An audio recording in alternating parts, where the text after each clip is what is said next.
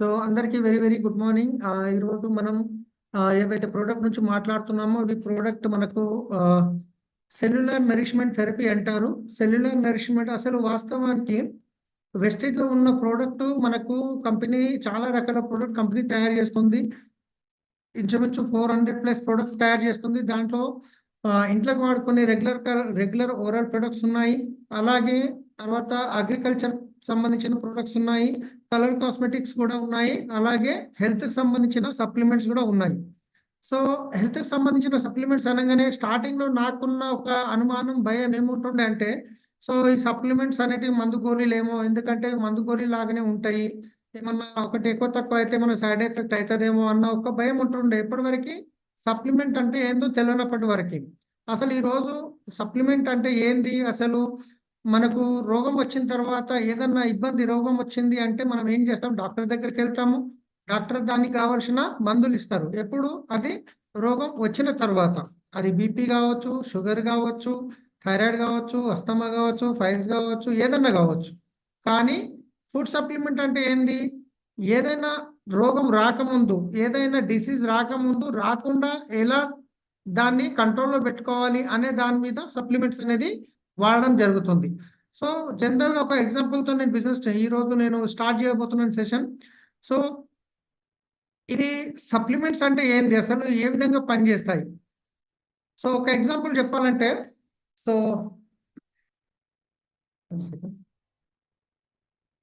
ఒక వ్యక్తి ఆరోగ్యంగా ఎక్కువ రోజులు బతకాలి అంటే కావాల్సినది ఏంటి అంటే 4 పిల్లర్స్. 4 పిల్లర్స్ అంటే ఒక బిల్డింగ్ ఏదైనా కడుతున్నాము అంటే కనుక అవి 4 పిల్లర్లు ఉన్నాయంటే ఆ బిల్డింగ్ ఎక్కువ రోజులు నిలబడుతుంది, స్ట్రాంగ్గా ఉంటుంది. 3 పిల్లర్ల మీద 2 పిల్లర్ల మీద కట్టాలంటే కష్టం అవుతుంది. కాబట్టి అదే విధంగా ఈరోజు మనం ఒక వ్యక్తి ఎక్కువ రోజులు ఆరోగ్యంగా బతకాలి అంటే 4 పిల్లర్స్. సో దాంట్లో ఒకటి అన్నికంటే ముందు ఎక్సర్సైజ్.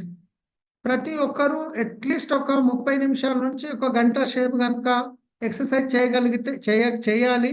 ఒకవేళ ఎక్సర్సైజ్ చేయట్లేదు అంటే కనుక, సో అది ఎంత బ్యాడ్ హ్యాబిట్ అంటే, చాలా మంది సిగరెట్ తాగే వాళ్ళని చూస్తున్నాం, వాళ్ళకు చాలా బ్యాడ్ హ్యాబిట్ అంటాం.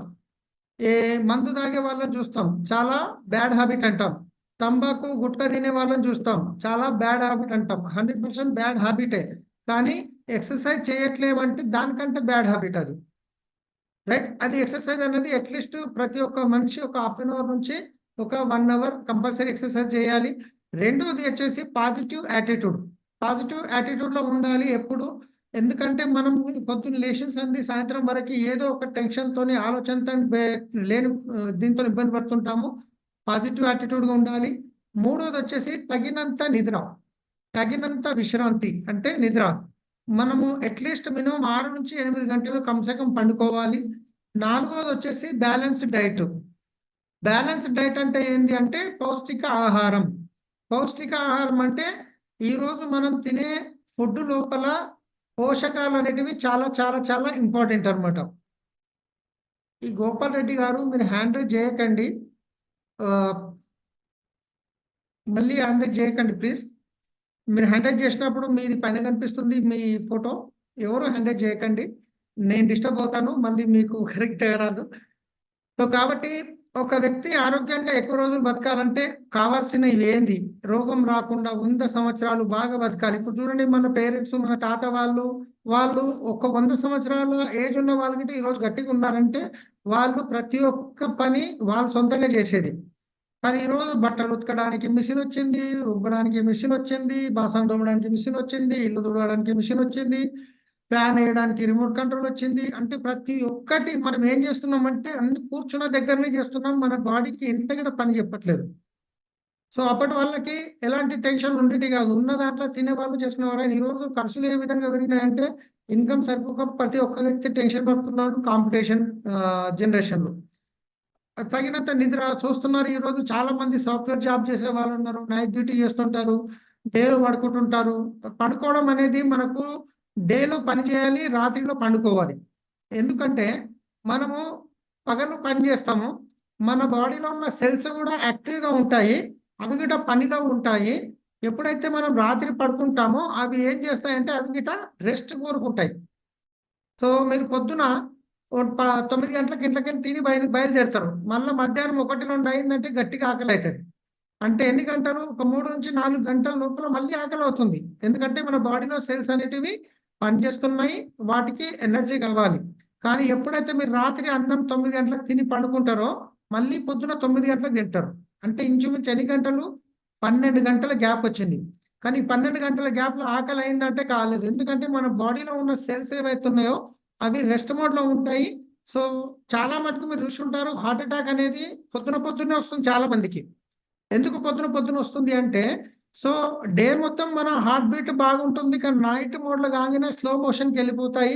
స్లో అవుతుందన్నమాట. మళ్ళీ పొద్దున్న లేచి అవి యాక్టివ్గా పనిచేసే సమయానికి ఏవైతే బ్లాకేజెస్ ఉంటాయో అవి అడ్డు రావడంతో అక్కడ హార్ట్ అటాక్ అనేది పొద్దున చాలా మందికి వస్తుంటుంది అనమాట. సో రీజన్ అంటే ఎందుకు చెప్తున్నాను ఈ ఎగ్జాంపుల్ అంటే, మన బాడీ అనేది రాత్రి రెస్ట్ కావాలి, పగలు దానికి మనం ఏం చేస్తాం? ఉల్టా చేస్తున్నాం ఈ మధ్యన. రాత్రి 12-1 గంటల వరకు ఫోన్ చూస్తాం, పొద్దున్న 9-10 గంటల వరకు పండుకుంటాము. సో ఇవన్నీ ఏంటి అంటే మనం మన బాడీకి చాలా డిస్టర్బెన్స్ చేస్తున్నాము. ఇవి యాక్చువల్గా మనం ఆరోగ్యంగా ఎక్కువ రోజులు బతకాలి అంటే ఈ 4 ఇంపార్టెంట్. దీంతో పాటు స్వచ్ఛమైన గాలి కావాలి. స్వచ్ఛమైన గాలి ఎక్కడ దొరుకుతుంది? అడవిలో దొరుకుతుంది. కానీ ఈరోజు మనం పీల్చుకుంటున్న గాలి స్వచ్ఛమైన గాలినా? సో ఈరోజు ఎన్నో ఫ్యాక్టరీల వల్ల మన గాలి మొత్తం కలుషితం అయిపోతుంది. ఎన్నో అగ్రికల్చర్లో వాడే కెమికల్స్ వల్ల గాలి మొత్తం కలుషితం అయిపోతుంది.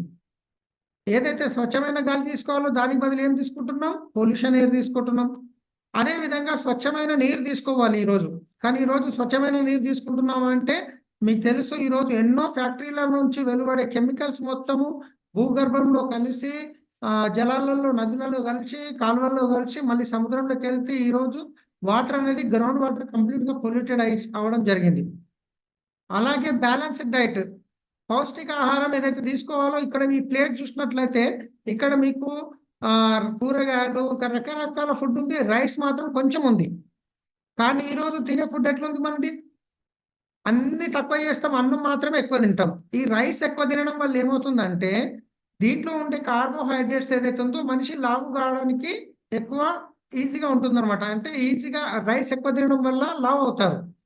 సో కంప్లీట్గా మన ఫుడ్, మన లైఫ్ స్టైల్ చేంజ్ అయిపోయింది. మన ఫుడ్, మనం తీసుకునే నీళ్లు తీసుకునే అది కంప్లీట్గా చేంజ్ అయిపోయింది. రైట్. సో యాక్చువల్గా అసలు మనం తినే ఫుడ్ ఏంది, దాంట్లో ఏమి కావాలి? సో ఈరోజు మనం ఏం చేస్తున్నాం, అసలు మన బాడీ ఎట్లా ఏర్పడ్డది ఒకసారి చూద్దాం. దానికంటే ముందు ఒక ఎగ్జాంపుల్ చెప్తాను. ఒక ఇల్లు కట్టాలనుకున్నాం, ఒక మంచి బిల్డింగ్ కట్టాలనుకున్నాము. ఆ బిల్డింగ్ ఎక్కువ రోజులు స్ట్రాంగ్గా ఉండాలి అంటే ఆ బిల్డింగ్ కట్టడానికి ఏమేమి అవసరం పడుతుంది? మీరు మెసేజ్ చేయొచ్చు. ఒక బిల్డింగ్ తయారు చేయాలంటే ఏమేమి మెటీరియల్స్ అవసరం పడతాయి? 1 సిమెంటు, 2 కంకర, 3 ఇసుక, 4 స్టీలు, 5 క్యూరింగ్. ఈ 5 కూడా ఖచ్చితంగా అన్ని సమపాలనలో కావాలి. దీంట్లోకించి ఏదన్నా ఒకటి తక్కువైపోయినా, ఏదన్నా ఒకటి వేయకపోయినా ఆ బిల్డింగ్ ఎక్కువ రోజులు నిలబడుతుందా? నిలబడదు.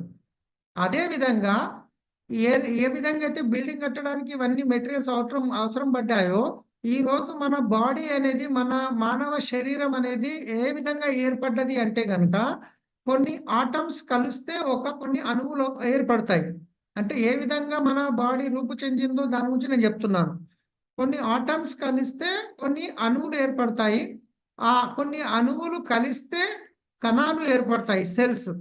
కొన్ని కణాలు కలిస్తే కణజాలం ఏర్పడుతుంది, టిష్యూ. సో కొన్ని కణజాలాలు కలిస్తే ఒక ఆర్గన్ ఏర్పడుతుంది.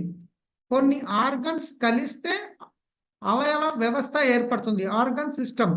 సో మన బాడీ ఏదైతే ఉందో ఈ విధంగా జనరేట్ అవుతుంది. ఈరోజు కిడ్నీ, లివర్, ప్యాన్క్రియాస్, లంగ్స్ ఇవన్నీ అంటాం కదా. ఇవి ఎట్లా అంటే ఈ ప్రాసెస్లో ఏర్పడతాయి అన్నమాట. అంటే ఒక గోడ పెట్టాలి స్ట్రాంగ్ అంటే దాంట్లో ఇసుక కావాలి, సిమెంట్ కావాలి, ఇటుకలు కావాలి. ఇవన్నీ ఒకదాని మీద ఒకటి పేర్చుకుంటూ కరెక్ట్ సరైన పద్ధతిలో సిమెంట్ కలిపి ప్లాస్టింగ్ చేస్తే ఒక గోడ ఏ విధంగా అయితే తయారవుతుందో, ఈ రోజు మనకి ఇవన్నీ కొన్ని ఆటమ్స్ సెల్స్ అయిన అణువులు కలిస్తే కణాలు కలిస్తే టిష్యూ కలిస్తే ఆర్గన్, కొన్ని ఆర్గన్స్ కలిస్తే ఆర్గన్ సిస్టమ్. ఈ విధంగా మన బాడీ అనేది ఏర్పడ్డది. ఓకేనా? అయితే ఇప్పుడు ఇక్కడ మన బాడీకి ఏం కావాలి, మరి మన ఆర్గాన్కి ఏం కావాలి? మన ఆర్గాన్కి ఏం అవసరం? ఇప్పుడు మనం ఈరోజు తింటున్న ఫుడ్ ఏదైతే ఉందో, నిజం చెప్పాలంటే టేస్ట్ గురించి తింటున్నామా, దాంట్లో మన పోషకాలు ఉన్నాయా? సో చూద్దాం అసలు మన బాడీలో ఉన్న ఒక్కొక్క ఆర్గాన్కి ఏమేమి అవసరం. సో ఇక్కడ చూస్తున్నట్లయితే మీకు ఫస్ట్ చూద్దాం, ఆర్గాన్స్కి మన హెయిర్ ఉంది. హెయిర్ చాలా మంచిగా ఉండాలి, షైనింగ్గా ఉండాలి, హెయిర్ రాలిపోకూడదు, మంచి గ్రోత్ కావాలి అంటే దానికి ఏం కావాలి? దాని యొక్క ఫుడ్ ఏంటంటే ప్రోటీన్, విటమిన్ బి.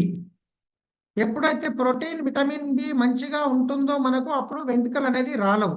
ఈరోజు చాలామంది లేడీస్లో వెంట్రుకలు అనేది రాలుతుంటాయి. ఎందుకు అంటే మనిషి వీక్ అవుతున్నాడు అంటే గనక, సో ముందు మనకు వచ్చే సిమ్టమ్ ఏంది అంటే వెంట్రుకలు రాలడం. ఒకవేళ మీకు వెంట్రుకలు రాలడం మొదలైంది అంటే గనక మీరు అర్థం చేసుకోవచ్చు, నేను వీక్ అవుతున్నాను, నాకు కావాల్సిన ప్రోటీన్స్ దొరకట్లేదు, తీసుకోవట్లేదు.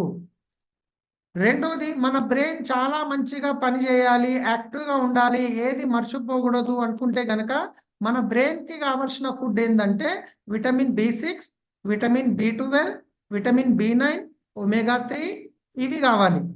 మన బ్రెయిన్ బాగా యాక్టివ్గా పర్ఫెక్ట్గా ఎప్పుడు మంచిగా పనిచేయాలి, మర్చిపోవద్దు. పెట్టిన చోట ఒకదాని పెడతాం, ఒకదాన వెతుకుతుంటాం, రైట్? సో కొందరైతే అప్పులు ఇచ్చిగిట మర్చిపోతారు. సో అప్పులు ఇచ్చి మరొకరు చాలా మంది కానీ కొంచెం మర్చిపోతారు. అరే నేను ఇచ్చిందా నీకు అంటున్నాను. సో అట్లాంటి ఉంటే మంచిదే కానీ ఎవరు మర్చిపోరు. అంటే ఇక్కడ ఎగ్జాంపుల్ చెప్తున్నాను. మన కళ్ళు చాలా మంచిగా కనిపించాలి, పర్ఫెక్ట్గా కనిపించాలి అంటే విటమిన్ ఏ కావాలి. అదేవిధంగా మన బొక్కలు గట్టిగా ఉండాలి, మన పండ్లు గట్టిగా ఉండాలి, రాలిపోకూడదు, బొక్కలు తొందరగా ఇరిగిపోకూడదు అంటే దానికి కావాల్సిన ఫుడ్ ఏంది? Calcium, phosphorus, vitamin D.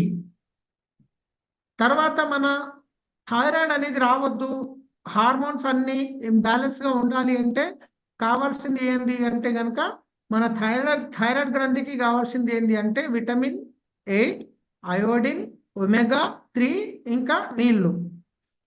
Thyroid ఈరోజు చూస్తున్నాం లేడీస్లో చాలా మందికి థైరాయిడ్ ప్రాబ్లమ్స్ వస్తున్నాయి. ఎందుకు వస్తున్నాయి అంటే విటమిన్ 8 లోపం, అయోడిన్ లోపం, ఒమేగా 3 ఇంకా ఇవన్నీ మనం సరైన నీళ్ళు తీసుకోకపోవడం వల్ల. అలాగే మన లంగ్స్ ఏవైతే ఉన్నాయో అవి బాగా మంచిగా పనిచేయాలి, మంచిగా ఉండాలి అంటే కనుక vitamin C, vitamin E, antioxidant అనేవి కావాలి. అలాగే మన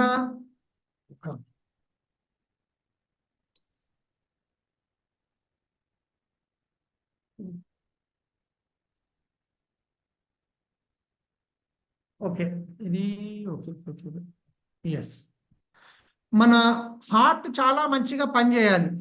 మన హార్ట్ అనేది చాలా మంచిగా పనిచేయాలి అంటే దానికి కావాల్సింది విటమిన్ బి, విటమిన్ సి. ఇక్కడ నాకు కనిపించట్లేదు, 1 సెకండ్.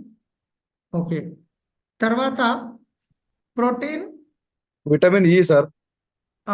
ఓకే నాకు స్క్రీన్లో అది నా ఫేస్ కనిపిస్తుంది అనమాట. విటమిన్ ఈ, తర్వాత వచ్చేసి ప్రోటీన్, కోఎంజైమ్, ఇంకా ఇలిసిన్, అదే సరే ఇలిసిన్.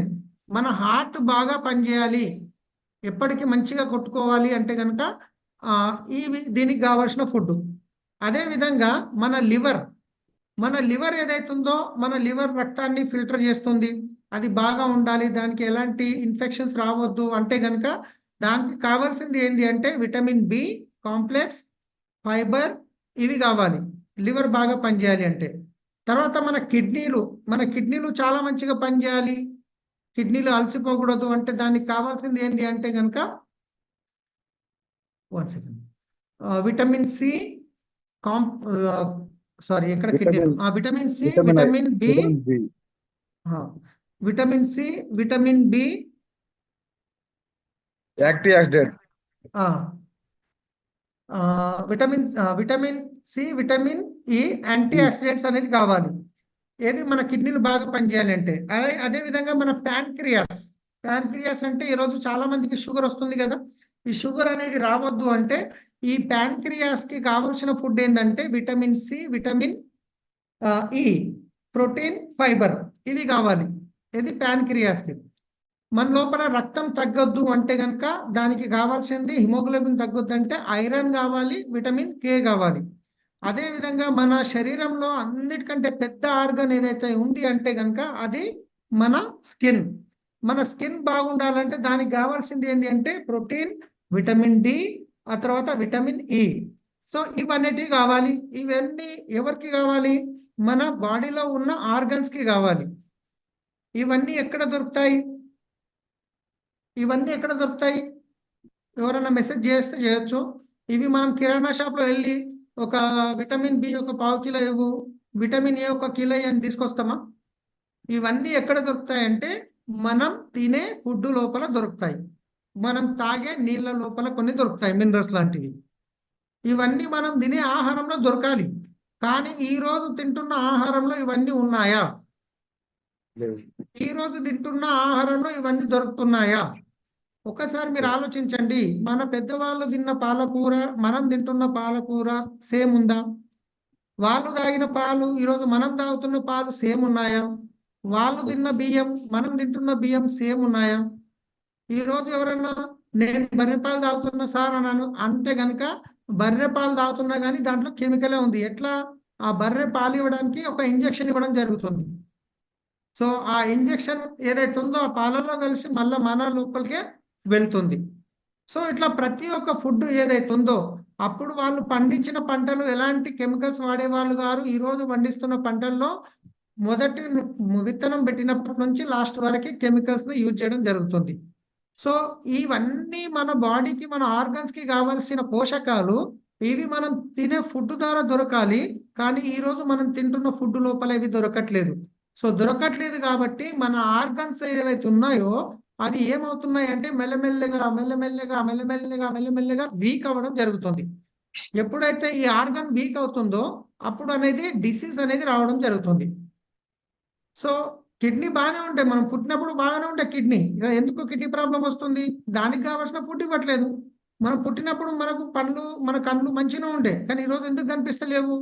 మనకు మనం తినే ఫుడ్లో దానికి కావాల్సిన పోషకాలు ఇవ్వట్లేదు. సో మనకు పుట్టినప్పుడు మన హెయిర్ బాగానే ఉండే, ఎందుకు రాలిపోతుంది? దానికి కావాల్సిన ప్రోటీన్ మనం ఇవ్వట్లేదు, మనం తినే ఫుడ్లో లేదు. సో దానివల్ల చూస్తే కనుక ఈరోజు ఇంటింటికి ఒక్కొక్క రోగం అనేది రావడం జరుగుతుంది, అంటే డిసీజ్, రైట్? సో వాస్తవానికి దీంతో పాటు పౌష్టికాహారం అంటే ఏంటి చూద్దాం. పౌష్టికాహారం అంటే మీరు ఇక్కడ కనిపిస్తే కనుక మీకు నేను స్క్రీన్ సరే ఈ కింద ఏదైతే కనిపిస్తుంది కదా పప్పు ధాన్యాలు అని ఉన్నాయి చూసారా? ఈ పెద్దగా ఇది మనకు త్రిభుజ ఆకారంలో ఉంది. ఈ పైన ఏముంది అంటే కొవ్వు, నూనె, ఉప్పు, అంటే ఇవి ఆయిల్స్ ఉన్నాయి కదా. తర్వాత పాలు మరియు మిగిలినవి ఉన్నాయి, మిల్క్ అండ్ ఆల్టర్నేటివ్స్. తర్వాత కూరగాయలు, పండ్లు, తర్వాత కింద ఏమున్నాయి? ధాన్యాలు, పప్పు ధాన్యాలు, చిరుధాన్యాలు లాంటివి ఉన్నాయి. సో మనం తీసుకునే ఫుడ్ ఏ విధంగా ఉండాలంటే ఈ కింద ఏవైతే ఉన్నాయో ఈ పెద్ద మొత్తంలో ఉండాలి. ఈ పైన ఏదైతే ఆయిల్, నెయ్యి, డాల్డా లాంటిది ఉన్నదో అది తక్కువ మొత్తాదులో ఉండాలి. కానీ ఈరోజు తినే ఫుడ్ ఏమైంది? ఈ పైన చిన్న మోతాదులో ఏదైతే ఉందో అది పెద్ద మోతాదులో తీసుకుంటున్నాం. ఈ పెద్ద మోతాదులో ఏదైతే తీసుకోవాలో అది చిన్న మోతాదులో తీసుకుంటున్నాం. సో దీనివల్ల ఏమవుతుందంటే ఈరోజు చూసుకుంటే పొద్దున్న లేచిన సంధి సాయంత్రం వరకు, పొద్దున లేస్తే పూరి కావాలి, బొండ కావాలి, మధ్యాహ్నం సమోసా కావాలి, సాయంత్రం బజ్జీలు కావాలి. సో ఇవన్నీ ఏంటి? ఇవన్నీ ఆయిల్ ఫుడ్స్ కావా? ఇవన్నీ జంక్ ఫుడ్స్ కావా? సో పూరి తింటున్నాం, పూరి తీసుకుంటాం, మజా చేసుకుంటే తింటాం, కానీ ఆ పూరి లోపల ఏముంది? మొత్తం మైదా ఉంది. మైదా అంటే లబ్బర్ లాంటి పదార్థం అది. గోధుమని డైరెక్ట్ గా పిండి చేస్తే అది గోధుమ పిండి అవుతుంది. ఆ గోధుమ మీద ఉన్న పొరని తీసేస్తే అది మైదా అవుతుంది. సో ఆ పొర అనేది ఏంది? ఫైబర్. అది ఆ ఫైబర్ అనేది మన బాడీలోకి వెళ్ళినప్పుడు, తినే ఆహారంలో వెళ్ళినప్పుడు మన మన ఆర్గన్స్, మన పేగులలో ఏమవుతుందంటే ఈ విధంగా వస్తుంది అనమాట. పేగులు ఎట్లుంటాయి? ఈ బయటికి వెళ్ళే మలినం ఏదైతే ఇట్లా ప్రెస్ చేస్తుంది, ఇట్లా ప్రెస్ చేస్తే ఇక్కడ వస్తుంది, ఇట్లా ప్రెస్ చేసుకుంటూ ఇట్లా తిరుగుకుంటా అది బయటికి వస్తుంది. కానీ ఈ ఫైబర్ అనేది లేదనుకోండి, ఈ ప్రాసెస్ ఏదైతే ఉందో సరిగా కాదనమాట. ఎట్లయితే పేగుల మీదకి తిరుగుకుంటూ రావాలో ప్రాసెస్ సరిగా కాక ఏమవుతుందంటే ఎక్కడికక్కడ పేగులకి లోపల అంటుకుపోయి రోగాలు రావడము, మోషన్ సరిగా రాకపోవడం, ప్రాబ్లమ్స్ అవుతాయి. ఎందుకు? ఫైబర్ లోపం అది. ఈరోజు మైదా పిండి తింటున్నామంటే అది ఖచ్చితంగా మోషన్స్ ప్రాబ్లం అవుతుంది. అయితే మావైతే ఏవైతే ఎక్కువ తినాలనో అవి తక్కువ తింటున్నాం, ఏవైతే తక్కువ తినాలనో అది ఎక్కువ తింటున్నాం. నేను ఇంతకుముందు చెప్పినట్టు మనం ఈరోజు చాలా బిజీ అయిపోయినాం. పొద్దున్న లేచినాం అంటే చాలు, పొద్దున్న లేచి సంది పిల్లల్ని తయారు చేయాలి, ఆఫీస్కి వెళ్ళిపోవాలి, ట్రాఫిక్ జామ్ ఉంటుంది, మళ్ళీ మధ్యాహ్నం సాయంత్రం హడావుడిగా రావాలి. ఈ బిజీ లైఫ్ స్టైల్లో ఏమైందంటే ఏవైతే మనం తినాలో తినక ఈరోజు పిజ్జాలు, బర్గర్లు, పూరీలు, సమోసాలు, బోండాలు, టీ తాగుతున్నాం. ఎంతమంది టీ తాగుతున్నారు? ఈరోజు ప్రతి ఒక్కరి ఇంట్లో టీ తాగుతారు. కానీ వాళ్ళకి తెలుసా రోజు మీరు విషం తీసుకుంటున్నారు అనే విషయం? ఎంతమంది అయితే టీ తాగుతున్నామో అది రోజు మనము కొంచెం పాయిజన్ అనేది మన బాడీలోకి ఇస్తున్నాం మనం. సో నేనేమంటా అంటే మీకు ఎవరైనా పగ ఉందనుకోండి, వాళ్ళ పగ తీర్చుకోవాలనుకోండి, వాళ్ళని కొట్టకు తిట్టద్దు, వాళ్ళకి ఛాయ్ అలవాటు చేయండి చాలు. మీ పగ మీరు స్లో పాయిజన్ గా తీర్చుకోవచ్చు. సో అలాంటిది టీ. కానీ ఈ రోజు ఏం చేస్తున్నాము, ఒక్కొక్కరు పొద్దుకు 4 సార్లు 5 సార్లు 6 సార్లు తాగుతున్నారు. సో టీ ఏమైతే ఇప్పుడు మీ ఇంట్లో ఈ ప్రాక్టికల్ చేయండి. మీరు ఒక కప్పులో పాలు తీసుకోండి, ఒక కప్పులో పాలు తీసుకోండి, ఒక కప్పుల డికాషన్ తీసుకోండి, ఒక కప్పుల చాయ్ తీసుకోండి, నిమ్మకాయ తీసుకొని ఈ మూడుట్లో 2 డ్రాపులు వేయండి. వేసినప్పుడు ఈ డికాషన్ ఏదైతే ఉందో అదేమవుతుంది, లెమన్ టీ అవుతుంది, హెల్త్కి మంచిది. పాలు ఏవైతే ఉన్నాయో ఏమవుతాయి, విరిగిపోతాయి, మళ్ళీ దాన్ని వాడుకోవచ్చు మనం. టీ ఏమైతుందో ఏమవుతుంది, టీ గిడ పగిలిపోతుంది. చిన్నపిల్లలు పాలు తాగినాక వామిటింగ్ చేస్తే ఏ విధంగా అయితే బయటకు వస్తో చూసారా, ఆ విధంగా టీ మనం ఎప్పుడైతే అన్నం తింటామో అన్నం తిన్న తర్వాత అది జీర్ణ వ్యవస్థలోకి అరగడానికి వెళ్ళినప్పుడు అక్కడ అమినో యాసిడ్ అనే ఒక కెమికల్ అది రిలీజ్ అవుతుంది అనమాట. అది ఎట్లా ఉంటుంది, యాసిడ్ రిలీజ్ అవుతుంది. యాసిడ్ దాన్ని అరగదీయాలి కదా, ఒక యాసిడ్ రిలీజ్ అవుతుంది. అదేంటి, అది కంప్లీట్గా పులుపు ఉంటుంది. మీరు తాగిన టీ లోపలికి పోగానే ఆ పులుపు అటాక్ చేయంగానే అది ఇమ్మీడియట్లీ పగిలిపోతుంది. అట్లా పొద్దుకు 4 సార్లు 5 సార్లు మీరు ఛాయ్ తాగిరు అనుకోండి, పొద్దుమీకి మీకు ఎదల కాలడము, తిన్నది అరగకపోవడము, డకార్లు రావడము, మంట, యాసిడిటీ ప్రాబ్లం స్టార్ట్ అయినట్టే. సో మనం డబ్బులు ఇచ్చి రోగాలు కొనుక్కుంటున్నాం.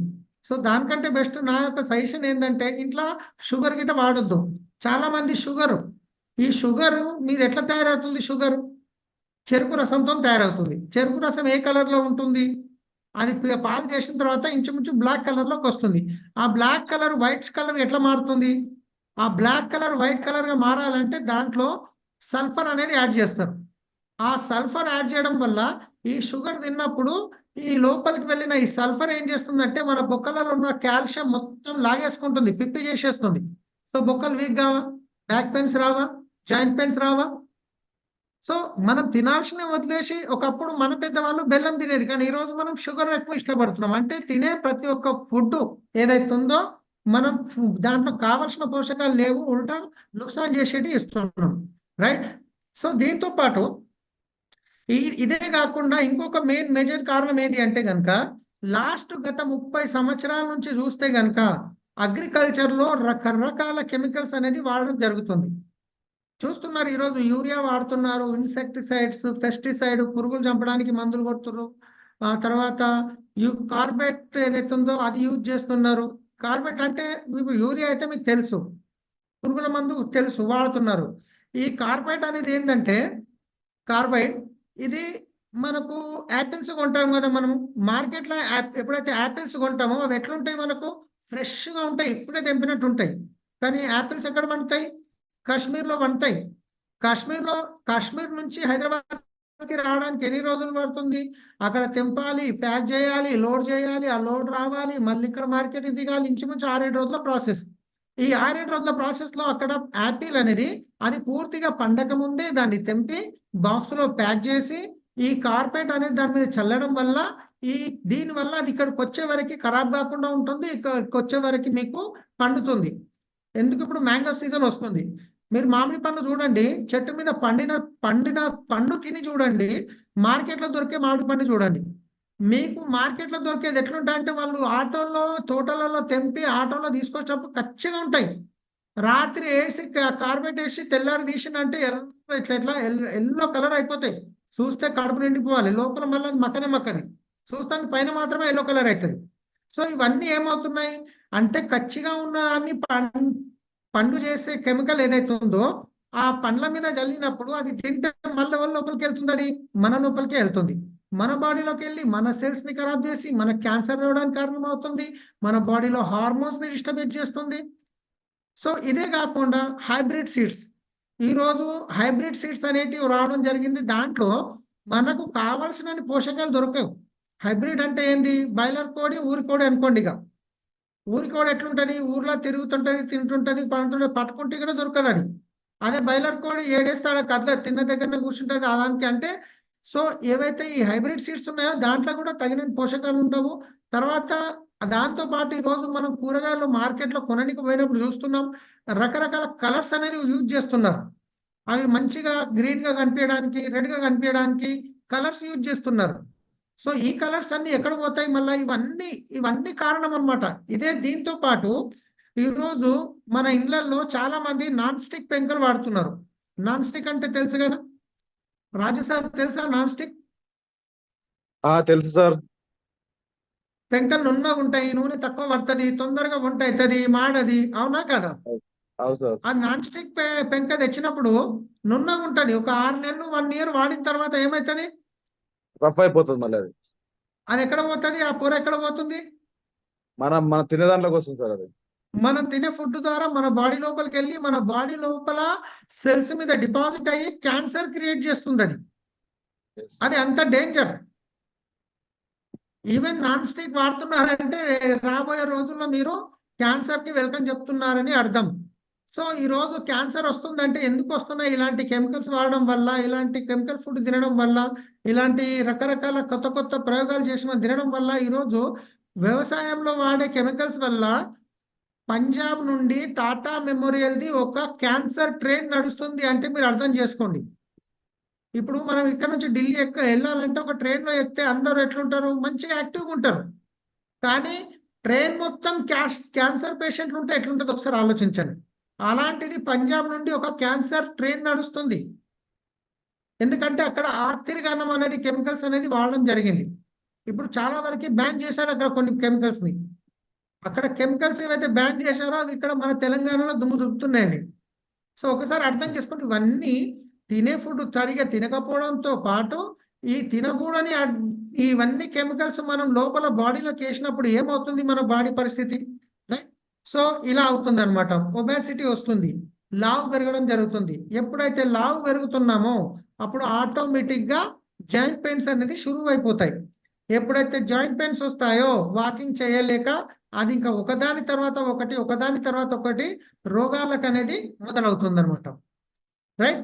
సో దీంతో పాటు ఈ రోజు ఏవైతే మనకు చాలా వరకు చూస్తున్నామో డిసీజ్ అంటాము, రోగాలు అంటాము, క్యాన్సర్ కానీ, డయాబెటీస్, షుగర్ కానీ, ఒబేసిటీ, లావు పెరగడం కానీ, గుండెపోటు, హార్ట్ అటాక్ కానీ, high BP, asthma, bone disease, ఇవన్నీ రాత్రికి రాత్రి వచ్చే రోగాలు కాదు ఇవి.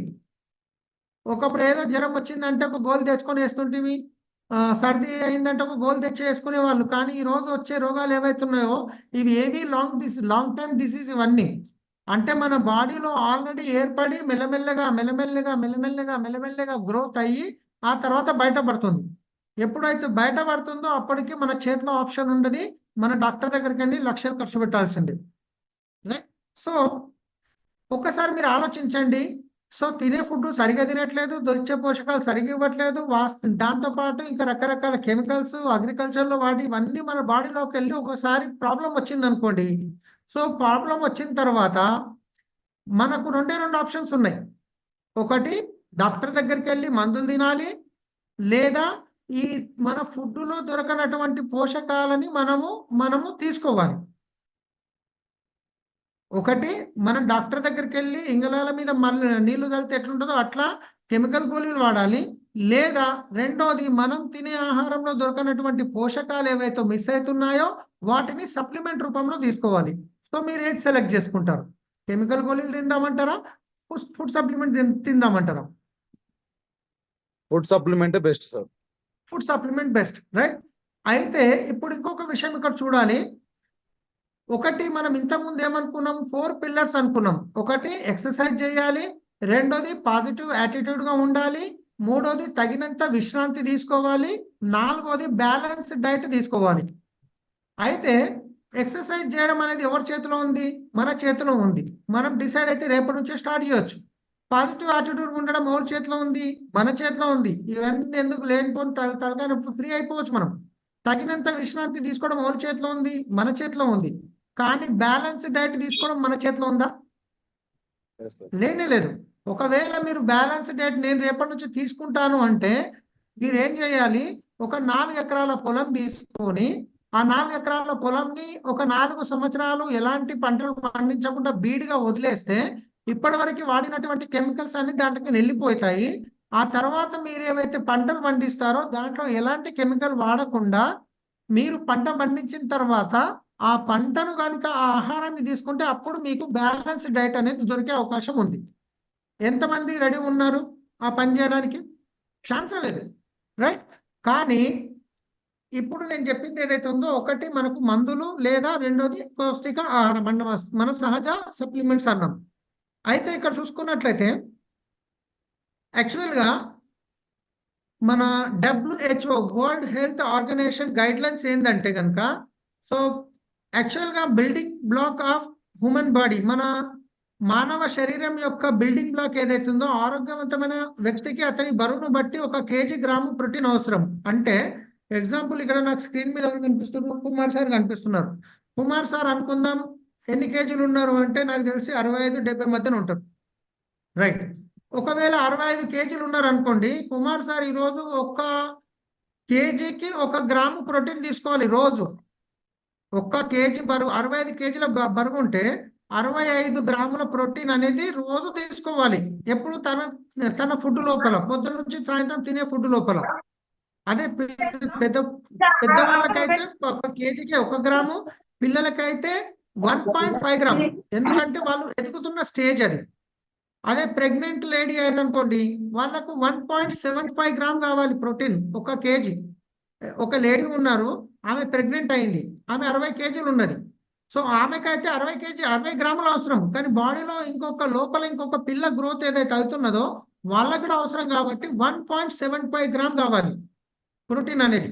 ఈ ప్రోటీన్ దేంట్లో దొరుకుతుంది ఎక్కువ అంటే కనుక, మనం ఇక్కడ చూసుకుంటే మాంసాహారం, చేపలు, ఇంకా బీన్స్, ఇక్కడ ఇవన్నీ ఏవైతే దీంట్లో హై ప్రోటీన్ అనేది దొరుకుతుంది. అయితే ఈ ప్రోటీన్ యొక్క అవసరం మన బాడీలో ఎక్కడెక్కడ ఉంది? ఈ ప్రోటీన్ అనేది మనకు ఒక రోజుకి 1 కేజీ ఉంటే 60 కేజీలు ఉంటే 60 గ్రాముల ప్రోటీన్ అవసరం అని అంటున్నాం కదా. ఆ ప్రోటీన్ ఎక్కడెక్కడ అవసరం అవుతుంది మన బాడీలో? ఒకటి హెయిర్కి, స్కిన్కి, గోర్లకి, తర్వాత మజిల్స్, కండరాలు, సెల్యులర్ మెసెంజర్, బ్లడ్, హిమోగ్లోబిన్, తర్వాత బ్రెయిన్, నర్వ్ సిస్టమ్, నర్వ్స్, తర్వాత ఎన్స్కిమెష్, తర్వాత హార్మోన్స్కి, cellular repair works. Cellular repair works అంటే మన బాడీలో కొన్ని ట్రిలియన్ సెల్స్ ఉంటాయి. ఆ సెల్స్ కొన్ని చనిపోతుంటాయి, కొన్ని మళ్ళీ వాపస్ మళ్ళీ రీజనరేట్ అవుతుంటాయి. సో వీటి రిపేర్ అంటే దీంట్లో ఒక ప్రోటీన్ అనేది మన బాడీలో ఇన్ని రకాల హెల్ప్ చేస్తుంది అనమాట. కానీ ఈ ప్రోటీన్ అసలు మనము ఇంతకుముందే అనుకున్నట్టు అసలు ఒక ప్రోటీన్ అనేది మనం తీసుకుంటున్న ఫుడ్ లోపల మీరు అవసరమంత ప్రోటీన్ తీసుకుంటున్నారా లేదా? మీరు రోజుకి శరీరానికి అవసరమైన ప్రోటీన్స్ ఇవ్వగలుగుతున్నారంటే కనుక ఒకటి చూద్దాం. మనం ఇక్కడ ఒక వ్యక్తి 60 కేజీల బరువు ఉంటే అతనికి 60 గ్రాముల ప్రోటీన్ అనేది అవసరం ఉంటుందని ఇంతకుముందే మాట్లాడుకున్నాము. మనము తినే ఆహారంలో ఏ ఆహారంలో ఎంత ప్రోటీన్ ఉంది ఒకసారి చెక్ చేద్దాం. ఎగ్జాంపుల్, మీరు మంచి పాలు తాగుతున్నారు, కెమికల్ కలవనటువంటి పాలు. ఈరోజు నాకు తెలిసి పాలు ఏవైతే తాగుతున్నామో 90% కెమికల్ పాలే. ఈరోజు ఇంత పెద్ద పాపులేషన్ పెరుగుతుందంటే బర్రెలు పెరుగుతున్నాయా తగ్గుతున్నాయి? అప్పుడు ఊర్లో ఇంటింటికి బర్రె ఉండేది, కానీ ఇవాళ ఊరికో బర్రె దొరకడం కష్టం. సిటీలో అయితే కరువు అయిపోయింది. సో ఈ పాలు ఎడికైనా వస్తున్నాయి ఒకసారి ఆలోచించారా? 90% తాగే పాలు కెమికలే ఉన్నాయి, రైట్? సో మీరు ఒకవేళ మంచి పాలు తాగితే కనుక 1 గ్లాసు పాలు తాగితే మీకు 2 గ్రాముల ప్రోటీన్ వస్తుంది. 1 గ్లాసు పాలు తాగితే 2 గ్రాముల ప్రోటీన్ వస్తుంది. 1 కప్పు నిండా పప్పు తీసుకుంటే మీకు 2 గ్రాముల ప్రోటీన్ వస్తుంది. రోటీ లేదా చపాతీ ఒక్కటి తీసుకుంటే 1 గ్రామ్ ప్రోటీన్ వస్తుంది మీకు. అయితే ఈ విధంగా చూసుకుంటే మీరు రోజుకి 2 గ్లాసుల పాలు తాగిరు అనుకుందాం, 4 గ్రాముల ప్రోటీన్ వచ్చింది. 2 కప్పుల పప్పు తిన్నారనుకోండి, 4 గ్రాముల ప్రోటీన్ వచ్చింది. 10 రోటీలు తిన్నారనుకోండి, ఒకవేళ తిన్నారనుకోండి 10 గ్రాముల ప్రోటీన్ వచ్చింది. ఇదే కాకుండా మిగతా ఆహారం తింటుంటాం కదా, అదొకటి ఇదొకటి, చిరుతిండను ఏదో ఒకటి తింటుంటాం. అట్లా మీరు టోటల్ చేసుకుంటే ఒక రోజులో 30 గ్రాముల కంటే ఎక్కువ ప్రోటీన్ ఇవ్వలేరు మీ బాడీకి. మీరున్నది ఎంత 60 కేజీలు, మీకు ఎంత రిక్వైర్మెంట్ ఉంది 60 గ్రాములు, మీరు ఎంత ఇస్తున్నారు 30 గ్రాములు. సో ఈరోజు ప్రెగ్నెంట్ ఉమెన్స్ ఎవరైతే ఉన్నారో వాళ్ళు హాస్పిటల్ పోయినప్పుడు వాళ్ళకు రాసే మందులు ఏముంటాయంటే ఐరన్ ఉంటుంది, ప్రోటీన్ ఉంటుంది, కాల్షియం ఉంటుంది. సో ఎందుకు అంటే ఒకవేళ ప్రెగ్నెంట్ ఉమెన్ తగినంత ప్రోటీన్ తీసుకోకపోతే ఏమవుతుంది, పాప వీక్గా పుడుతుంది, రైట్. అదే విధంగా మీరు ఒక రోజుకి 60 కేజీలు ఉన్న వ్యక్తి 60 గ్రాముల ప్రోటీన్ తీసుకోవాలి, కానీ మీరు ఎంత తీసుకుంటున్నారు 30 గ్రాములు. అంటే రోజుకి మీకు 30 గ్రాముల ప్రోటీన్ తక్కువ పడుతున్నట్టే కదా. మరి మీరు 30 గ్రాముల ప్రోటీన్ తక్కువ పడుతున్నది అంటే మీ బాడీలో ఆర్గన్స్కి కావలసినంత మీరు ప్రోటీన్ ఇవ్వనప్పుడు మీ ఆర్గన్ స్ట్రాంగ్ అవుతుందా, వీక్ అవుతుందా? ఖచ్చితంగా స్ట్రాంగ్ అవుతుంది, వీక్ అవుతుంది. ఎందుకంటే తగినంత ప్రోటీన్ ఇవ్వట్లేదు కాబట్టి. ప్రపంచంలో చూసుకుంటే 80% భారతీయుల లోపల 50% ప్రోటీన్ లోపం ఉంది. ఈరోజు ఒకప్పుడు డాక్టరు ఇంటింటికి తిరిగేది బ్యాగ్ పట్టుకొని, ఇంటింటికి తిరిగేది. కానీ ఈరోజు పేషెంట్ డాక్టర్ దగ్గర పోయి లైన్ కడుతున్నాడు. ఎందుకు అంటే తినే ఆహారమే మందులు కావాలి, కానీ ఆహారమే మందులు కావద్దు. మనం తినే ఆహారమే మందులు కావాలి, కానీ ఈరోజు ఏమైంది, మన ఆహారమే మందులు అయిపోయినాయి.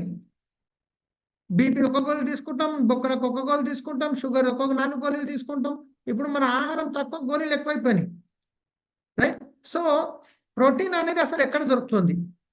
మనం జనరల్గా మార్కెట్లో ప్రోటీన్ గురించి ఆలోచిస్తే కనుక బోర్న్విటా లాంటివి, హార్లిక్స్ లాంటివి తీసుకొస్తుంటాం. అరే పిల్లలకు బలం బాగుంటుంది, ప్రోటీన్ ఇవ్వాలి అని చెప్పేసి. కానీ వాస్తవానికి మీ ఇంట్లో ప్రోటీన్ డబ్బా ఉంటే చూడండి, డబ్బా తిప్పి చూడండి, ప్రతి 100 గ్రాములకి మార్కెట్లో దొరికే ప్రోటీన్ ఏదైతే ఉందో దాంట్లో ప్రతి 100 గ్రాములకి 7 to 8% మాత్రమే ప్రోటీన్ ఉంటుంది. మీరు తీసుకునే హార్లిక్స్, బోర్న్విటా లాంటి డబ్బా తిప్పి చూడండి, ప్రతి 100 గ్రాములకు 7 to 8% మాత్రమే, 8 గ్రామ్ మాత్రమే ప్రోటీన్ ఉంటుంది. మరి మిగతాది ఏముంటుంది అంటే షుగర్ ఉంటుంది. ఏముంటుంది? షుగర్ ఉంటుంది. 40 రూపాయల కేజీ దొరికే షుగర్ని మనం 200 పెట్టి కొంటున్నాం. పిల్లలకు తిప్పుతున్నాం, తాపుతున్నాం, స్వీట్గా తింటున్నాం, మనకు షుగర్ రమ్మంటే రాదా? సో మనకేం కావాలి? ప్రోటీన్ కావాలి. అయితే మన దగ్గర వెస్టీజ్లో ప్రోటీన్ పౌడర్ ఉంది. చాలా మందికి చూస్తే అమ్మ 200 గ్రాములు 600 రూపాయలు అనిపిస్తుంది, కానీ వాస్తవానికి మన దగ్గర ప్రతి 100 గ్రాములకి 80 గ్రాములు ప్రోటీన్ ఉంటుంది. ప్రతి 100 గ్రాములకి 80 గ్రాముల ప్రోటీన్ ఉంటుంది మన ప్రోటీన్లో. సో బయట అవి 10 డబ్బాలు తీసుకున్నా అంతే, మనది 1 డబ్బా తీసుకునే అంతే. మనం ఎందుకు తీసుకుంటున్నాం? ప్రోటీన్ గురించి తీసుకుంటున్నాం, షుగర్ గురించి తీసుకోవట్లేదు కదా. సో బయట అవి 10 డబ్బాలకు అయ్యే ఖర్చు ఎంత అంటే 2370 రూపాయలు అయితే మనది మాత్రం 685 రూపాయలకు వస్తుంది. ఇప్పుడు చెప్పండి, మన ప్రోటీన్ తక్కువనా ఎక్కువనా? ఖచ్చితంగా తక్కువ. కానీ ప్రతి ఒక్క వ్యక్తికి ప్రోటీన్ అవసరం. ప్రతిరోజు ప్రతి ఒక్క వ్యక్తి ప్రోటీన్ తీసుకోవాలి, కానీ తీసుకుంటున్నారంటే అవగాహన లేక తీసుకోవట్లేదు. జర్ర వీక్ అనిపించింది, నడుములు వచ్చినాయి, వీక్ అయిపోయి కాళ్ళు గుంజినాయి, డాక్టర్ దగ్గర పోతాం, 2 సూదులు ఇస్తే 2 గొర్రెలు ఇస్తాం, తీస్తాం, తింటాం. అది తిన్నామంటే మళ్ళీ ఇంకొక యాసిడ్ ప్రాబ్లం వస్తుంది, గ్యాస్ ప్రాబ్లం వస్తుంది, దానికి ఇంకోటి ఇస్తాం, దాని తర్వాత కిడ్నీ ప్రాబ్లం వస్తుంది, దానికి ఇది ఒకటి స్టార్ట్ అయిపోతుంది ఇంకా మంచిగా. కానీ మనం కావాల్సింది ఇస్తున్నామంటే ఇస్తలేము. సో ఈ ప్రోటీన్ ఏదైతుందో మనది సోయాతోనే తయారైంది ఉంటుంది. ఇది ఏంటంటే ఈజీగా అబ్జర్వ్ అవుతుంది, ఈజీగా అరుగుతుంది, ఈజీగా అబ్జర్వ్ అవుతుంది ఈ ప్రోటీన్. సో చాలా వండర్ఫుల్ రిజల్ట్ ఉంటాయి మన ప్రోటీన్ ద్వారా. అదేవిధంగా ఒక ఆరోగ్యమైన వ్యక్తి రోజుకి 13 విటమిన్స్ ఇంకా 11 మినరల్స్ అనేటివి అవసరం. ఒక వ్యక్తి ఆరోగ్యంగా ఉండాలి అంటే అతనికి రోజు 13 విటమిన్స్ ఇంకా 11 మినరల్స్ అనేటివి అవసరం ఉంటాయి. అంటే అట్లీస్ట్ మీరు రోజు 8 నుండి 10 రకాల పండ్లు మరియు కూరగాయలు సేవించాలి. మీకు 13 విటమిన్స్ 11 మినరల్స్ కావాలంటే 8 నుండి 10 రకాల పండ్లు మరియు కూరగాయలు సేవించాలి, తీసుకోవాలి. సాధ్యమేనా ఇది? ఒకవేళ మీరు తీసుకోవాలనుకుంటే కనుక మీరు పని చేస్తే వచ్చే ఇన్కమ్ దీనికి సరిపోదు. ఒకవేళ సరిపోయినా కానీ ఈరోజు పండించే పంటల్లో, ఫ్రూట్స్లో ఉన్నాయంటే ఖచ్చితంగా అన్ని లేవు. ఒకప్పుడు తీసుకునే బత్తాయి జ్యూసు, ఒక్క బత్తాయి ఈరోజు 6 బత్తాయిలతో సమానం. ఈరోజు 6 బత్తాయిలు తీసుకొని తిన్నా అదే న్యూట్రిషన్ వస్తుండే, అప్పుడు ఒక్క బత్తాయి తీసుకున్నా అంతే. ఆ రకంగా ఉందన్నమాట బయట సిట్యుయేషన్, పండించే పద్ధతి ఇవన్నీ. సో, అయితే ఇప్పుడు నేనేవైతే మాట్లాడుతున్నానో ఇదొచ్చేసి స్పిరులినా. ఇదొచ్చేసి GHFA kosher and halal 100% vegetarian అని ధృవీకరించబడింది. దీనికి హలాల్ సర్టిఫికేట్ ఉంది.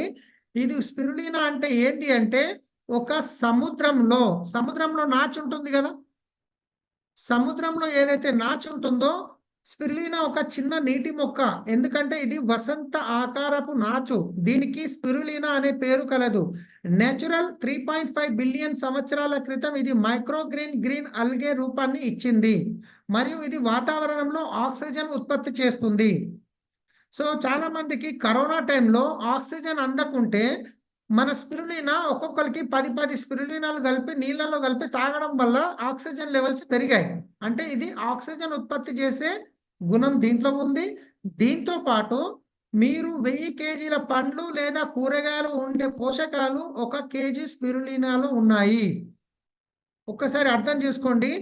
1000 కేజీల కూరగాయలు, పండ్లు తీసుకొని దాంట్లో ఏవైతే పోషకాలు వస్తాయో 1 కేజీ స్పిరులినాలో అన్ని పోషకాలు ఉన్నాయి. ఈరోజు టోటాయిస్ అనేది తెలుసు మీకు. టోటాయిస్ అనేది దాని యొక్క జీవిత కాలం కొన్ని వేల సంవత్సరాలు బతుకుతుంది. అది ఏం తింటుంది? జస్ట్ ఈ సముద్రంలో ఉండే నాచు తింటుంది. ఇదొచ్చేసి మల్టీ విటమిన్ అంటారనమాట. ఇది అనారోగ్యం మరియు వ్యాధి నుండి మిమ్మల్ని రక్షించే అనేక ముఖ్యమైన పోషకాలతో స్పిరులినా నిండి ఉంది. క్యారెట్ కంటే స్పిరులినాలో 25 రెట్లు ఎక్కువ బీటా క్యారోటిన్ ఉంది. మనం క్యారెట్ తింటే మంచిది అంటాం కదా! ఆ క్యారెట్‌లో ఏముంటుంది? బీటా క్యారోటిన్ ఉంటుంది. అదే స్పిరులినాలో 25 రెట్లు ఎక్కువుంది. అంటే మీరు స్పిరులినా తీసుకుంటే 25 క్యారెట్లు తీసుకున్నట్టే. పూర్తి ప్రోటీన్ స్పిరులినా 55-75% ప్రోటీన్ మరియు 18 ఎసెన్షియల్ అమినో యాసిడ్‌తో కూడి ఉంటుంది. ఇది చెడు కొలెస్ట్రాల్‌ను తగ్గించడంలో కూడా సహాయపడుతుంది. స్పిరులినా తీసుకుంటే మీకు వెయిట్ లాస్‌లో కూడా హెల్ప్ అవుతుంది. మీకు బ్యాడ్ కొలెస్ట్రాల్‌ని కూడా తగ్గిస్తుంది. అరుదైన ముఖ్యమైన కొవ్వు ఆమ్లాలలో ఒకటైన గామా లినోలిక్ ఆమ్లం GLA స్పిరులినాలో ఉంది. ఇందులో అవసరమైన విటమిన్లు విటమిన్ బి, విటమిన్ సి మరియు విటమిన్ ఈలు ఉన్నాయి. ఇంతకుముందు మనం ఏమనుకున్నాం, మనకు పోషకాలు కావాలని విటమిన్ బి, విటమిన్ సి, ఇది స్పిరులినాలో ఉంది. స్పిరులినాలో పొటాషియం, కాల్షియం, క్రోమిన్, రాగి, ఐరన్ మరియు మెగ్నీషియం పుష్కలంగా ఉన్నాయి. బచ్చలి కూరలో కంటే స్పిరులినాలో ఐరన్ 5-8% 8 రెట్లు ఎక్కువ ఉంటుంది. మనం బచ్చలి కూర తింటే రక్తం పెరుగుతుంది అంటాం, ఐరన్ లభిస్తుంది. కానీ దానికంటే 5-8% ఎక్కువ దీంట్లో స్పిరులినాలో ఉంది. రైట్? సో, మరి ఇది ఎవరెవరు తినొచ్చు అంటే చిన్న పిల్లలు, గర్భిణీ స్త్రీలు, వృద్ధులు, క్రీడాకారులు ప్రతి ఒక్కరు. అంటే 5 సంవత్సరాల నుంచి మీకు మాక్సిమం 100 సంవత్సరాల వరకి ఎవరికైనా ఇయ్యొచ్చు. ఇది మల్టీ విటమిన్ అంటారు. మల్టీ విటమిన్ అంటే ఏంది అంటే, ఇప్పుడు మనం చూస్తున్నాము చందమామ పైకి నాసా వాళ్ళు వెళ్తున్నారు కదా! రాకెట్‌లో వెళ్తారు. వాళ్ళు ఏం తీసుకెళ్తారు? ఒక బల్ల బియ్యం, ఒక 10 కేజీల కూరగాయలు, నూనె తీసుకెళ్తారా? వాళ్ళు తీసుకుపోయే ఫుడ్ ఏదైతే ఉందో అది ఇది సూపర్ ఫుడ్ అంటారు. స్పిరులినా తీసుకెళ్తారు. Super food.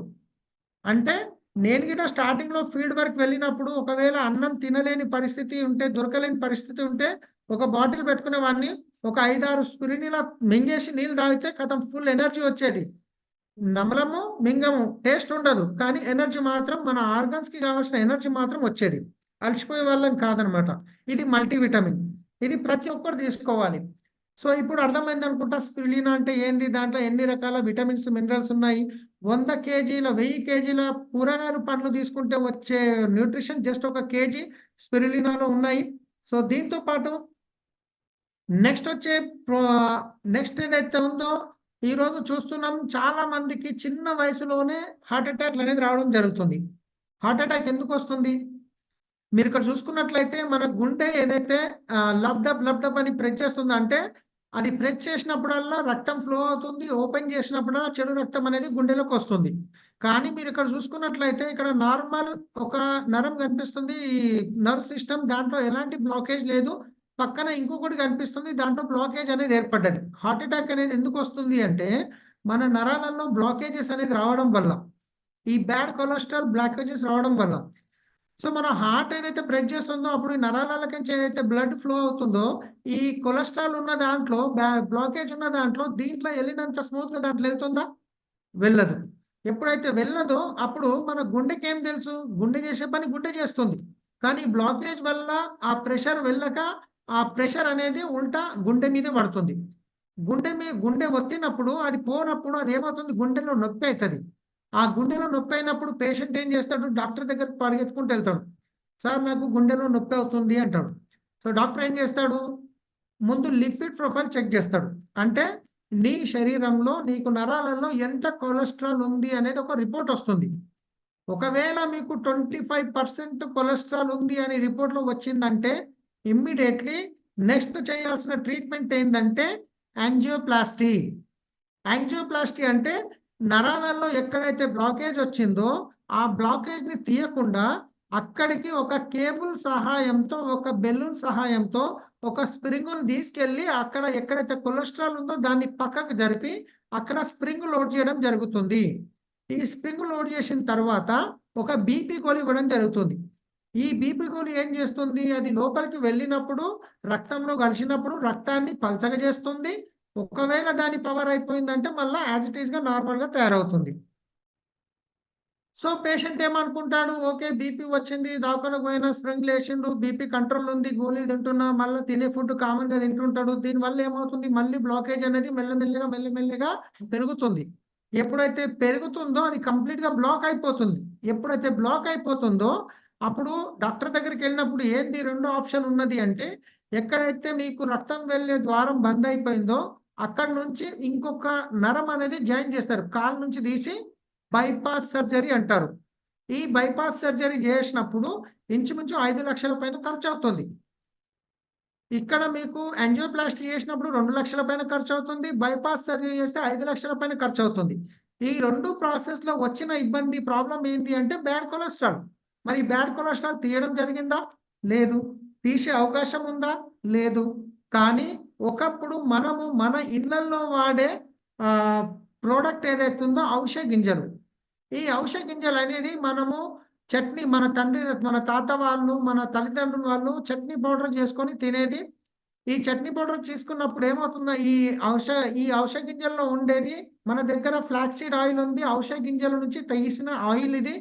దీంట్లో ఉండేది ఒమేగా 3, ఒమేగా 6 ఫ్యాటీ యాసిడ్స్ ఉంటాయి. అధిక బీపీ రోగులకు రక్తపోటును తగ్గిస్తుంది. కిడ్నీ బాగా పనిచేస్తుంది. రక్తంలో అడ్డంకిని నిరోధిస్తుంది. ట్రైగ్లిసరైడ్స్ స్థాయిని మరియు ఎల్డిఎల్ స్థాయిని తగ్గిస్తుంది. అలసిపోయిన కండరాలను టోన్ చేసి బరువు తగ్గడానికి సహాయపడుతుంది. ఇది పాత షుగర్ రోగుల ఇన్సులిన్ అవసరాన్ని తగ్గించడం ద్వారా అధిక స్థాయి చక్కెరను నియంత్రిస్తుంది. ఆర్థరైటిస్లో కీళ్ళ నొప్పులు మరియు వాతలు తగ్గిస్తుంది. థైరాయిడ్ స్థాయిలను నియంత్రించబడుతుంది. స్త్రీ హార్మోన్ స్థాయిని సమతుల్యం చేస్తుంది మరియు నెలసరి సక్రమంగా జరిగేలాగా చేస్తుంది. చర్మానికి, వెంట్రుకలకు మరియు గోళ్లకు ఆరోగ్యంగా ఉంచుతుంది. గర్భధారణ సమయంలో ఆరోగ్యకరమైన మెదడును అభివృద్ధి చేయడంలో సహాయపడుతుంది. ఔషధ గింజల వల్ల ఎన్ని రకాల లాభాలు ఉన్నాయో ఒక్కసారి మీరు ఆలోచించండి. దీంట్లో ఉండే ఒమేగా 3, ఒమేగా 6 అనేది ఇన్ని రకాల అంటే స్త్రీలు నేను చదివాను కదా, ఇన్ని రకాల బెనిఫిట్స్ ఇస్తుందన్నమాట. సో ఒకప్పుడు తినేది మన వాళ్ళు. ఆ టైంలో ఎవరికి బీపీలు, షుగర్లు, థైరాయిడ్లు ఏమీ లేవు. కానీ ఈరోజు మీరు చూస్తున్నాం చిన్న పిల్లలకి ప్రాబ్లం రావడం జరుగుతుంది. సో సరే, మీరేం చేశారు? ఏదో ఒకటి అలస గింజలు తీసుకొని అది ఇది మొత్తానికైతే బయట ట్రీట్మెంట్ చేయించుకొని కొలెస్ట్రాల్ తగ్గించుకున్నారు. కానీ మళ్ళీ కొలెస్ట్రాల్ రాదా? ఈరోజు తింటున్న ఆయిల్ ఏదైతే ఉందో బయట నుంచి మీరు తినే ఆయిల్ ఏదైతే ఉందో సగం కంటే ఎక్కువ రోగాలు వస్తున్నాయి అంటే కనుక ఈ బయట నుంచి వాడే మంచి నూనె వల్ల వస్తుంది. చాలా మంది ఏమనుకుంటున్నారు, నేను మంచి నూనె వాడుతున్నా, నేను గోల్డ్ డ్రాప్ వాడుతున్నా, నేను అది వాడుతున్నా, ఇది వాడుతున్నా, చూడడానికి నీట్గా ఉంటుంది. కానీ అది ఆయిలేనా? పల్లి తయారు కావడానికి ఏమేమి అవసరం? ఒకటి పల్లి నూనె, రెండోది సన్ఫ్లవర్ పొద్దుతిరుగుడు పువ్వుల నూనె, రెండే ఉంటాయి కదా. సో ఈరోజు మార్కెట్లో పొద్దుతిరుగుడు పువ్వుల కిలో ఎట్లా కిలో ఉంది గింజలు ఒకసారి ఆలోచించండి. పోనీ పల్లీలు మీరు ఎంత కాదన్నా 130, 140 రూపాయలు కేజీ పల్లి ఉంటాయి. అంటే 4 కేజీల పల్లీలు తీసుకొని గిర్నీకి వెళ్తే 1 కేజీ ఆయిల్ వస్తుంది. ఎవరైనా కానీ ఒక 500 ఖర్చు పెట్టి మీకు 150, 200కి పల్లి నూనె ఇవ్వడం అవకాశం ఉందా? ఛాన్సే లేదు. సో, అది ఎట్లా తయారవుతుందంటే చాలా రకాల కెమికల్స్ యూజ్ చేస్తారు. బయట నుంచి తయారు చేసే ఆయిల్, పామ్ ఆయిల్ గానీ, దాంట్లో రకరకాల ఆహ్, క్రూడ్ ఆయిల్స్ లాంటివి యూజ్ చేస్తారు. ఆ తర్వాత ఆయిల్ గడ్డగట్టకుండా దాంట్లో ఒక కెమికల్ యాడ్ చేస్తారు. మళ్ళా అది స్మెల్ రాకుండా ఇంకొక కెమికల్ యాడ్ చేస్తారు. అది తెల్లగా కనిపియనీకే ఇంకొక కెమికల్ యాడ్ చేస్తారు. అది కెమికల్ రిఫైన్డ్ అవుతుంది. సో, ఇవన్నీ ఏదైతే ఉన్నాయో మీరు బయట నుంచి తీసుకొచ్చే ఆయిల్ గనుక మీరు పొయ్యి మీద గరం చేసినప్పుడు ఒకసారి 175 డిగ్రీలు గరం అయిందంటే అది ఇంకా మనం తినలేమనమాట. అంటే అది తినకూడదు. దాంట్లో పొగలొస్తాయి. ఒకసారి గరం చేసి చల్ల చేసినామంటే దాన్ని యూజ్ చేయొద్దు. 3, 4 సార్లు దాన్ని యూజ్ చేస్తున్నారంటే దాంట్లో క్యాన్సర్ కణాలు తయారయ్యే ఛాన్సెస్ ఉంటది. మన లోపలికి పోయిన ఆయిల్ ఇది. ఈరోజు తినే మార్కెట్‌లో జంక్ ఫుడ్ ఏదైతే ఉందో సమోసాలు గాని, మిర్చీలు, బజ్జీలు మార్కెట్‌లో పోయి వాళ్ళు ఎట్లా ప్రాసెస్‌లో చూస్తుర్రో ఒకసారి చేస్తే మీరు తినలేరసలు. కానీ మనం తింటున్నాం. అయితే మన దగ్గర ఉన్న ఆయిల్ ఏదైతే ఉందో రైస్ బ్రాండ్ ఆయిల్ అంటారు. ఇది తౌడుతోని తయారవుతుంది. తౌడు తెలుసు మీ అందరికీ. ఇది 0 కొలెస్ట్రాల్ ఉంటుంది. సో, బయటది కెమికల్ రిఫైన్డ్ అయితే ఇది నేచురల్ రిఫైన్డ్ ఉంటుంది. సో, బయట నూనె 175 డిగ్రీలు గరం చేసినప్పుడు దాంట్లో నుంచి పొగలొస్తాయి. ఆ నూనెను ఒకసారి గరం చేసి చల్ల చేస్తే కలర్ చేంజ్ అవుతుంది. థిక్‌నెస్ చేంజ్ అవుతుంది. కానీ మన రైస్ బ్రాండ్ ఆయిల్ 175 డిగ్రీలు కాదు 300 డిగ్రీలు గరం చేసినా గానీ మీకు పొగలనేటివి రావు. ఎన్ని సార్లు గరం చేసి చల్ల చేసినా సేమ్ కలర్, సేమ్ క్వాంటిటీ ఉంటుంది. సో, ఇదొచ్చేసి మీకు రూ. 450కి 2 లీటర్లొస్తుంది. బయట మార్కెట్‌లో దొరికే ఆయిల్ ఏదైతే ఉందో మీకు 4 లీటర్లు పడితే ఇది 2 లీటర్లు సరిపోతుంది. బయటది 4 లీటర్లు పడితే ఇది 2 లీటర్లు సరిపోతుంది. సో, బయట దానికంటే రేట్ తక్కువొస్తుంది. హెల్త్ బాగుంటుంది. 0 కొలెస్ట్రాల్ ఉంటుంది. కొవ్వనేది రాదు. రైట్. తర్వాతొచ్చేసి షుగర్. లాస్ట్ షుగర్ గురించి మాట్లాడి నేను క్లోజ్ చేస్తాను దగ్గరకొచ్చినాం. సో, టైం గూడా 10 అయితుంది ఇంచుమించు.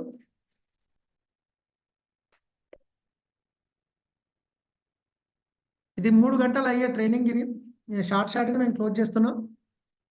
చాలా మందికి షుగర్ అనేది వస్తుంది. షుగర్ ఎందుకొస్తుందో తెలుసా?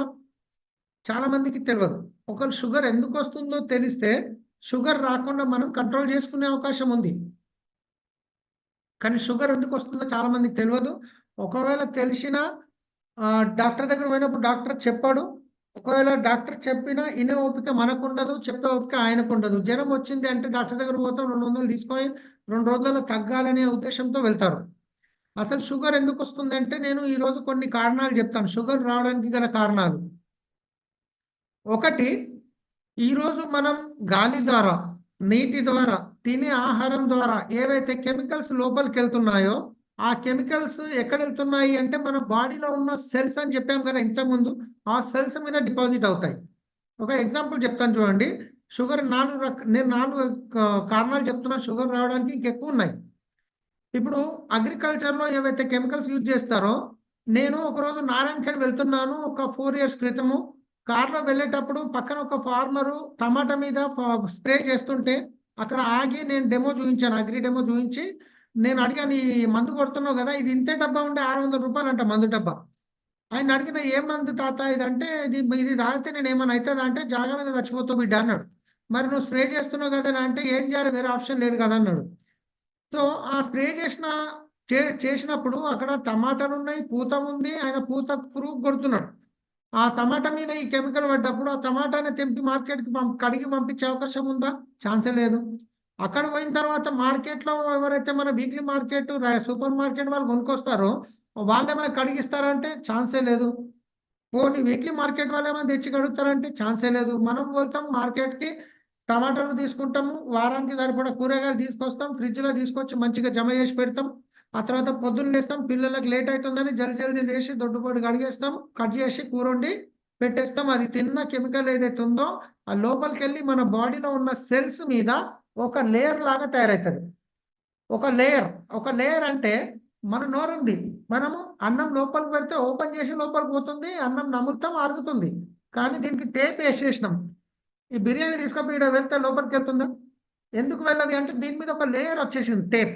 అట్లనే మన బాడీలో ఉన్న సెల్స్ మీద ఒక లేయర్ ఏర్పడుతుంది ఈ కెమికల్స్ వల్ల. రైట్? ఒకటి.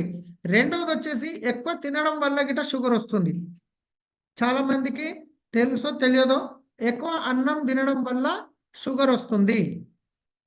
అందుకే మన వాళ్ళు ఏమంటారు, 2 బుక్కలు ఇంకా పడతది అన్నప్పుడే ఆపేయాలంటారు. కానీ మనం ఎట్లా తింటాం? డకార్ వచ్చిన దాకా తింటాం. డకార్ వచ్చిందంటే కడుపు నిండింది ఓ అనాలి. రైట్? సో, ఎక్కువ తినడం వల్ల షుగర్ ఎందుకు వస్తుందో నేను చెప్తాను ఇప్పుడు. ఇప్పుడు నేను ఎట్లా అవుతుంది అసలు అంటే, ఇప్పుడు ఒక ఎగ్జాంపుల్ చెప్తా చూడండి. ఇక్కడ మీకు కనిపిస్తుంది, మనం అన్నం తిన్న తర్వాత మన నోటి ద్వారా, నేను ఇక్కడ ఇది మూవ్ చేస్తున్నా, మూవ్ అవుతుందా? మూవ్ అవుతుంది కదా. ఇక్కడ మీకు యారో మార్క్ ఇక్కడ చూడండి. ఇక్కడ నుంచి అన్నం తింటాము. అన్నం తింటున్న తర్వాత చక్కగా వస్తుంది. ఇక్కడికి వచ్చిన తర్వాత జీర్ణ వ్యవస్థ కనిపిస్తుందా? ఇక్కడ జీర్ణం అవుతుంది. ఇక్కడ జీర్ణం అయినప్పుడు, ఈ జీర్ణం అయిన తర్వాత అది చిన్న పేగులోకి వెళ్తుంది. అక్కడ గ్లూకోజ్ తయారవుతుంది. అంటే ఈ జీర్ణం అయినప్పుడు గ్లూకోజ్ తయారై చిన్న పేగులోకి వెళ్ళిపోతుంది. చిన్న పేగులోకి వెళ్ళిపోయి అక్కడ అది రక్తంలో కలుస్తుంది. గ్లూకోజ్ అంటే ఏంది? ఎనర్జీ, బలం. ఇప్పుడు నేను ఈ చెయ్యి లేపుతున్నా అంటే నాకు ఏం కావాలి? ఇక్కడ బలం కావాలి. నేను మాట్లాడుతున్నా అంటే నాకు ఏం కావాలి? గ్లూకోజ్ కావాలి. అంటే బలం కావాలి, ఎనర్జీ కావాలి. అది ఏంటి? గ్లూకోజ్. అన్నం తిన్న తర్వాత అరిగినది ఏదైతే ఉంటుందో అది అరిగిన తర్వాత చెడు అనేది పెద్ద పేగు ద్వారా మనం బయటికి మల రూపంలో బయటికి వెళ్ళిపోతుంది. అది గ్లూకోజ్ తయారైంది, చిన్న పేగులోకి వెళ్తుంది, అక్కడ రక్తంలో కలుస్తుంది. ఆ రక్తంలో కలిసినప్పుడు ఇక్కడ చూసుకున్నట్టే ఈ బ్లూ కలర్ లైన్ ఏదైతే ఉంది కదా, ఇది గ్లూకోజ్. ఇది రక్తంలో కలిసి ఈ రక్తం ద్వారా మన బాడీలో ఉన్న సెల్స్ ఉంటాయి కదా, ఇది కనిపిస్తుంది కదా, ఇది మొత్తం ఈ రౌండ్ ఏదైతే ఉంది కదా, ఇది సెల్ అనమాట. ఇది కనిపిస్తుంది కదా, ఈ రౌండ్ గా, ఇది సెల్ అనమాట. ఈ రక్తంలో కలిసినప్పుడు ఈ రక్తం ద్వారా వెళ్ళి ఈ సెల్ లోపలికి వెళ్ళాలి. ఈ సెల్ లోపలికి వెళ్ళాలంటే ఇక్కడ 2 ఉన్నాయి. ఒకటేమో మనం తినే కెమికల్స్ వల్ల ఈ సెల్ మూత బంద్ అయిపోయింది. రెండోది వచ్చేసి ఈ తయారైన గ్లూకోజ్ రక్తంలో కలిసి సెల్ వరకు వెళ్ళినప్పుడు సెల్ లోపలికి వెళ్ళాలి అంటే డోర్ ఓపెన్ చేయాలి. మన ఇంటి బయట కొరియర్ బాయ్ వచ్చిండు ఏమైనా తీసుకొని లోపలికి రావాలంటే మనం డోర్ ఓపెన్ చేస్తేనే లోపలికి వస్తాడు, లేకుంటే లోపలికి రాడు. అదే విధంగా ఈ తయారైన గ్లూకోజ్ రక్తంలో కలిసి రక్తంలో నుంచి సెల్ లోపలికి వెళ్ళాలి. సెల్ లోపలికి వెళ్ళాలంటే సెల్ ఒక డోర్ ఓపెన్ చేయాలి. ఆ సెల్ ఒక గేట్ ఓపెన్ చేసే పని ఎవరు చేస్తారు అంటే ఇన్సులిన్ చేస్తుంది. ఇన్సులిన్ అంటే మన చేదు బుడ్డ అంటారు కదా, ప్యాన్క్రియాస్. ఎప్పుడైతే మీరు ఒక 100 గ్రాముల అన్నం తిన్నారో, ఎగ్జాంపుల్ చెప్తున్నాను, అనుకుందాం మీరు ఒక 100 గ్రాముల అన్నం తింటే మీకు 4 డ్రాపుల ఇన్సులిన్ గ్లూకోజ్ తయారైంది. ఎగ్జాంపుల్ చెప్తున్నాను మీరు అర్థం చేసుకోవడానికి. 100 గ్రాముల అన్నం తింటే 4 డ్రాపుల గ్లూకోజ్ తయారైంది. ఎప్పుడైతే 4 అన్నం అరుగుతుందో, ఇక్కడ 4 డ్రాపుల గ్లూకోజ్ తయారవుతుందో, సేమ్ టైం ప్యాన్క్రియాస్ కి సిగ్నల్స్ వెళ్ళిపోతాయి. అన్నం వచ్చింది, అక్కడ అన్నం అరిగింది, గ్లూకోజ్ తయారవుతుంది. ఇప్పుడు నా పని ఏంటంటే నేను ఇన్సులిన్ తయారు చేయాలి. ఈ ఇన్సులిన్ ఏదైతుందో ఇది ఒక 4 డ్రాపులు ఇన్సులిన్ తయారు చేస్తుంది. ఈ ఇన్సులిన్ ఇంకా ఈ గ్లూకోజ్ 2 రక్తంలో కలిసి రక్తం నుంచి మన బాడీలో ఉన్న సెల్స్ వరకు వెళ్ళినప్పుడు ఈ ఇన్సులిన్ అనేది మన సెల్ ఒక గేట్ ఓపెన్ చేస్తుంది. ఈ గ్లూకోజ్ అనేది సెల్ లోపలికి వెళ్తుంది. ఈ సెల్ లోపలికి వెళ్ళినప్పుడు ఏమవుతుంది? ఇప్పుడు చూద్దాం, ఒక ఎగ్జాంపుల్ చెప్తాను నేను. మీరు కొత్త బైక్ తీసుకున్నారు, మీ బైక్ లో పెట్రోల్ అయిపోయింది. పెట్రోల్ అయిపోతే పెట్రోల్ పంప్కి వెళ్ళారు, ఒక డబ్బాలో పెట్రోల్ తీసుకున్నారు, అది తీసుకొచ్చి బైక్ ట్యాంక్ మీద పెడితే బండి మూవ్ అవుతుందా? ఆ బాటిల్ మూత ఓపెన్ చేయాలి, మన పెట్రోల్ ట్యాంక్ మూత ఓపెన్ చేయాలి, ఇది దీంట్లో పోయాలి, పోసిన తర్వాత అది కార్బెటర్ వరకు వెళ్ళాలి, అక్కడ బర్న్ కావాలి, అక్కడ ఎనర్జీ క్రియేట్ అవుతుంది, అక్కడ నుంచి బండి మూవ్ అవుతుంది. అదే విధంగా ఇక్కడ తయారైన గ్లూకోజ్ మన బాడీలో రక్తంలో కలిసి రక్తం నుంచి సెల్ వరకు వెళ్ళి సెల్ లోపలికి ఎప్పుడైతే వెళ్తుందో అక్కడ అది బర్న్ అవుతుంది, అక్కడ నుంచి ఎనర్జీ క్రియేట్ అవుతుంది. కానీ ఈ తయారైన గ్లూకోజ్ ఇమ్మీడియట్లీ ఏదైతే ఇన్సులిన్ తయారైందో 2 కలిసి వెళ్తున్నాయి. కానీ ఇక్కడ మన బాడీలో ఏవైతే సెల్స్ ఉన్నాయి కదా, ఆ సెల్స్ ఏవైతే డ్యామేజ్ అయినాయి అనుకోండి, మళ్ళా కొత్త సెల్ దాని ప్లేస్ లో పుడుతుంది. అనుకోండి మీ చెయ్యి దెబ్బ తగిలింది, ఇంత ఇక్కడ మాంసం వెళ్ళిపోయింది, మళ్ళీ మాంసం వస్తుందా రాదా? వచ్చేస్తుంది. అంటే అక్కడ సెల్స్ మళ్ళీ రీజనరేట్ అవుతున్నాయి. కానీ ఈ ప్యాన్క్రియాస్ లో ఏవైతే బీటా సెల్స్ ఉంటాయో, ఈ ప్యాన్క్రియాస్ లో ఉండే సెల్స్ ఒక్కసారి చనిపోయింది అంటే కొత్త సెల్ అక్కడ జనరేట్ కాదు. ప్యాన్క్రియాస్ లో ఉండే సెల్, బాడీలో ఏ సెల్ చనిపోయినా మళ్ళీ కొత్త జనరేట్ అవుతుంది. కానీ ప్యాన్క్రియాస్ లో సెల్ ఏదైతే డ్యామేజ్ అయితే దాని ప్లేస్ లో కొత్తది జనరేట్ కాదు. మరి కొత్త సెల్ జనరేట్ కానప్పుడు మరి ఎక్కువ తింటే షుగర్ ఎట్లా వస్తుందో ఇప్పుడు నేను చెప్తా. ఎగ్జాంపుల్ తీసుకుందాం. నేను ఒక పూటకి 100 గ్రాములు తింటున్నా. 3 పూటలకి రోజుకి 300 గ్రాములు తింటున్నా. సో 300 గ్రాములు తిన్నప్పుడు రోజుకి నా బాడీలో ఇన్సులిన్ ఎంత ప్రొడ్యూస్ చేస్తుంది? 12 డ్రాపులు ఇన్సులిన్ ప్రొడ్యూస్ చేస్తుంది. అయితే నేను ఇప్పుడు ఒక దావత్‌కెళ్ళినాం. అనుకుందాం ఒక దావత్‌కెళ్ళినా, దావత్‌కెళ్ళేటప్పుడు ఇయాల పొద్దునకి దావత్ ఉంది. చికెన్ బిర్యానీ, మటన్ బిర్యానీ గట్టిగా ఉంటదని నేను మధ్యాహ్నం గిట్ట కొంచెం తక్కువనే తింటా. పొద్దునకి దావత్ ఉంది కదా అని చెప్పేసి. ఇప్పుడు ఎళ్ళిన దావత్‌కి, డిన్నర్‌కెళ్ళిన, డిన్నర్ పెళ్లి పిల్లాడు వచ్చేటప్పటికి 10, 10:30 అయితే స్టేజ్ మీదకి. ఆయన కలిసి మళ్ళా ఫుడ్ కాడికి పోయేటసరికి 11 అయితది. గట్టి ఆకలి మీద ఉంటది. కడుపులో ఎలకలు పరిగెడుతుంటాయి. పోయి కూర్చోంగానే ఫస్ట్ హలీం వస్తది. హరీస్ రాంగానే ఏం చేస్తాం? మనకు ఆకలి మీద ఉంటా. నేను నా ఎగ్జాంపుల్ చెప్తున్నా. నేను పోయిన దావత్‌ల గురించి చెప్తున్నానన్నమాట.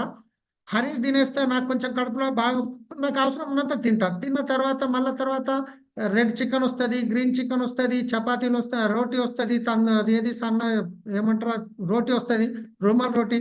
మళ్ళా అది ఎంత తినాలో అంత తినేస్తా. అది తిన్న తర్వాత మళ్ళా ఏమొస్తది? బిర్యానీ వస్తది. బిర్యానీ రాంగానే అది కొంచెం తినేస్తా. ఆ బిర్యానీ తిన్న తర్వాత మా పక్కన మా తమ్ముడో, మా సటకుడో, మా బావనో, మా మామనో కూర్చుంటాడు.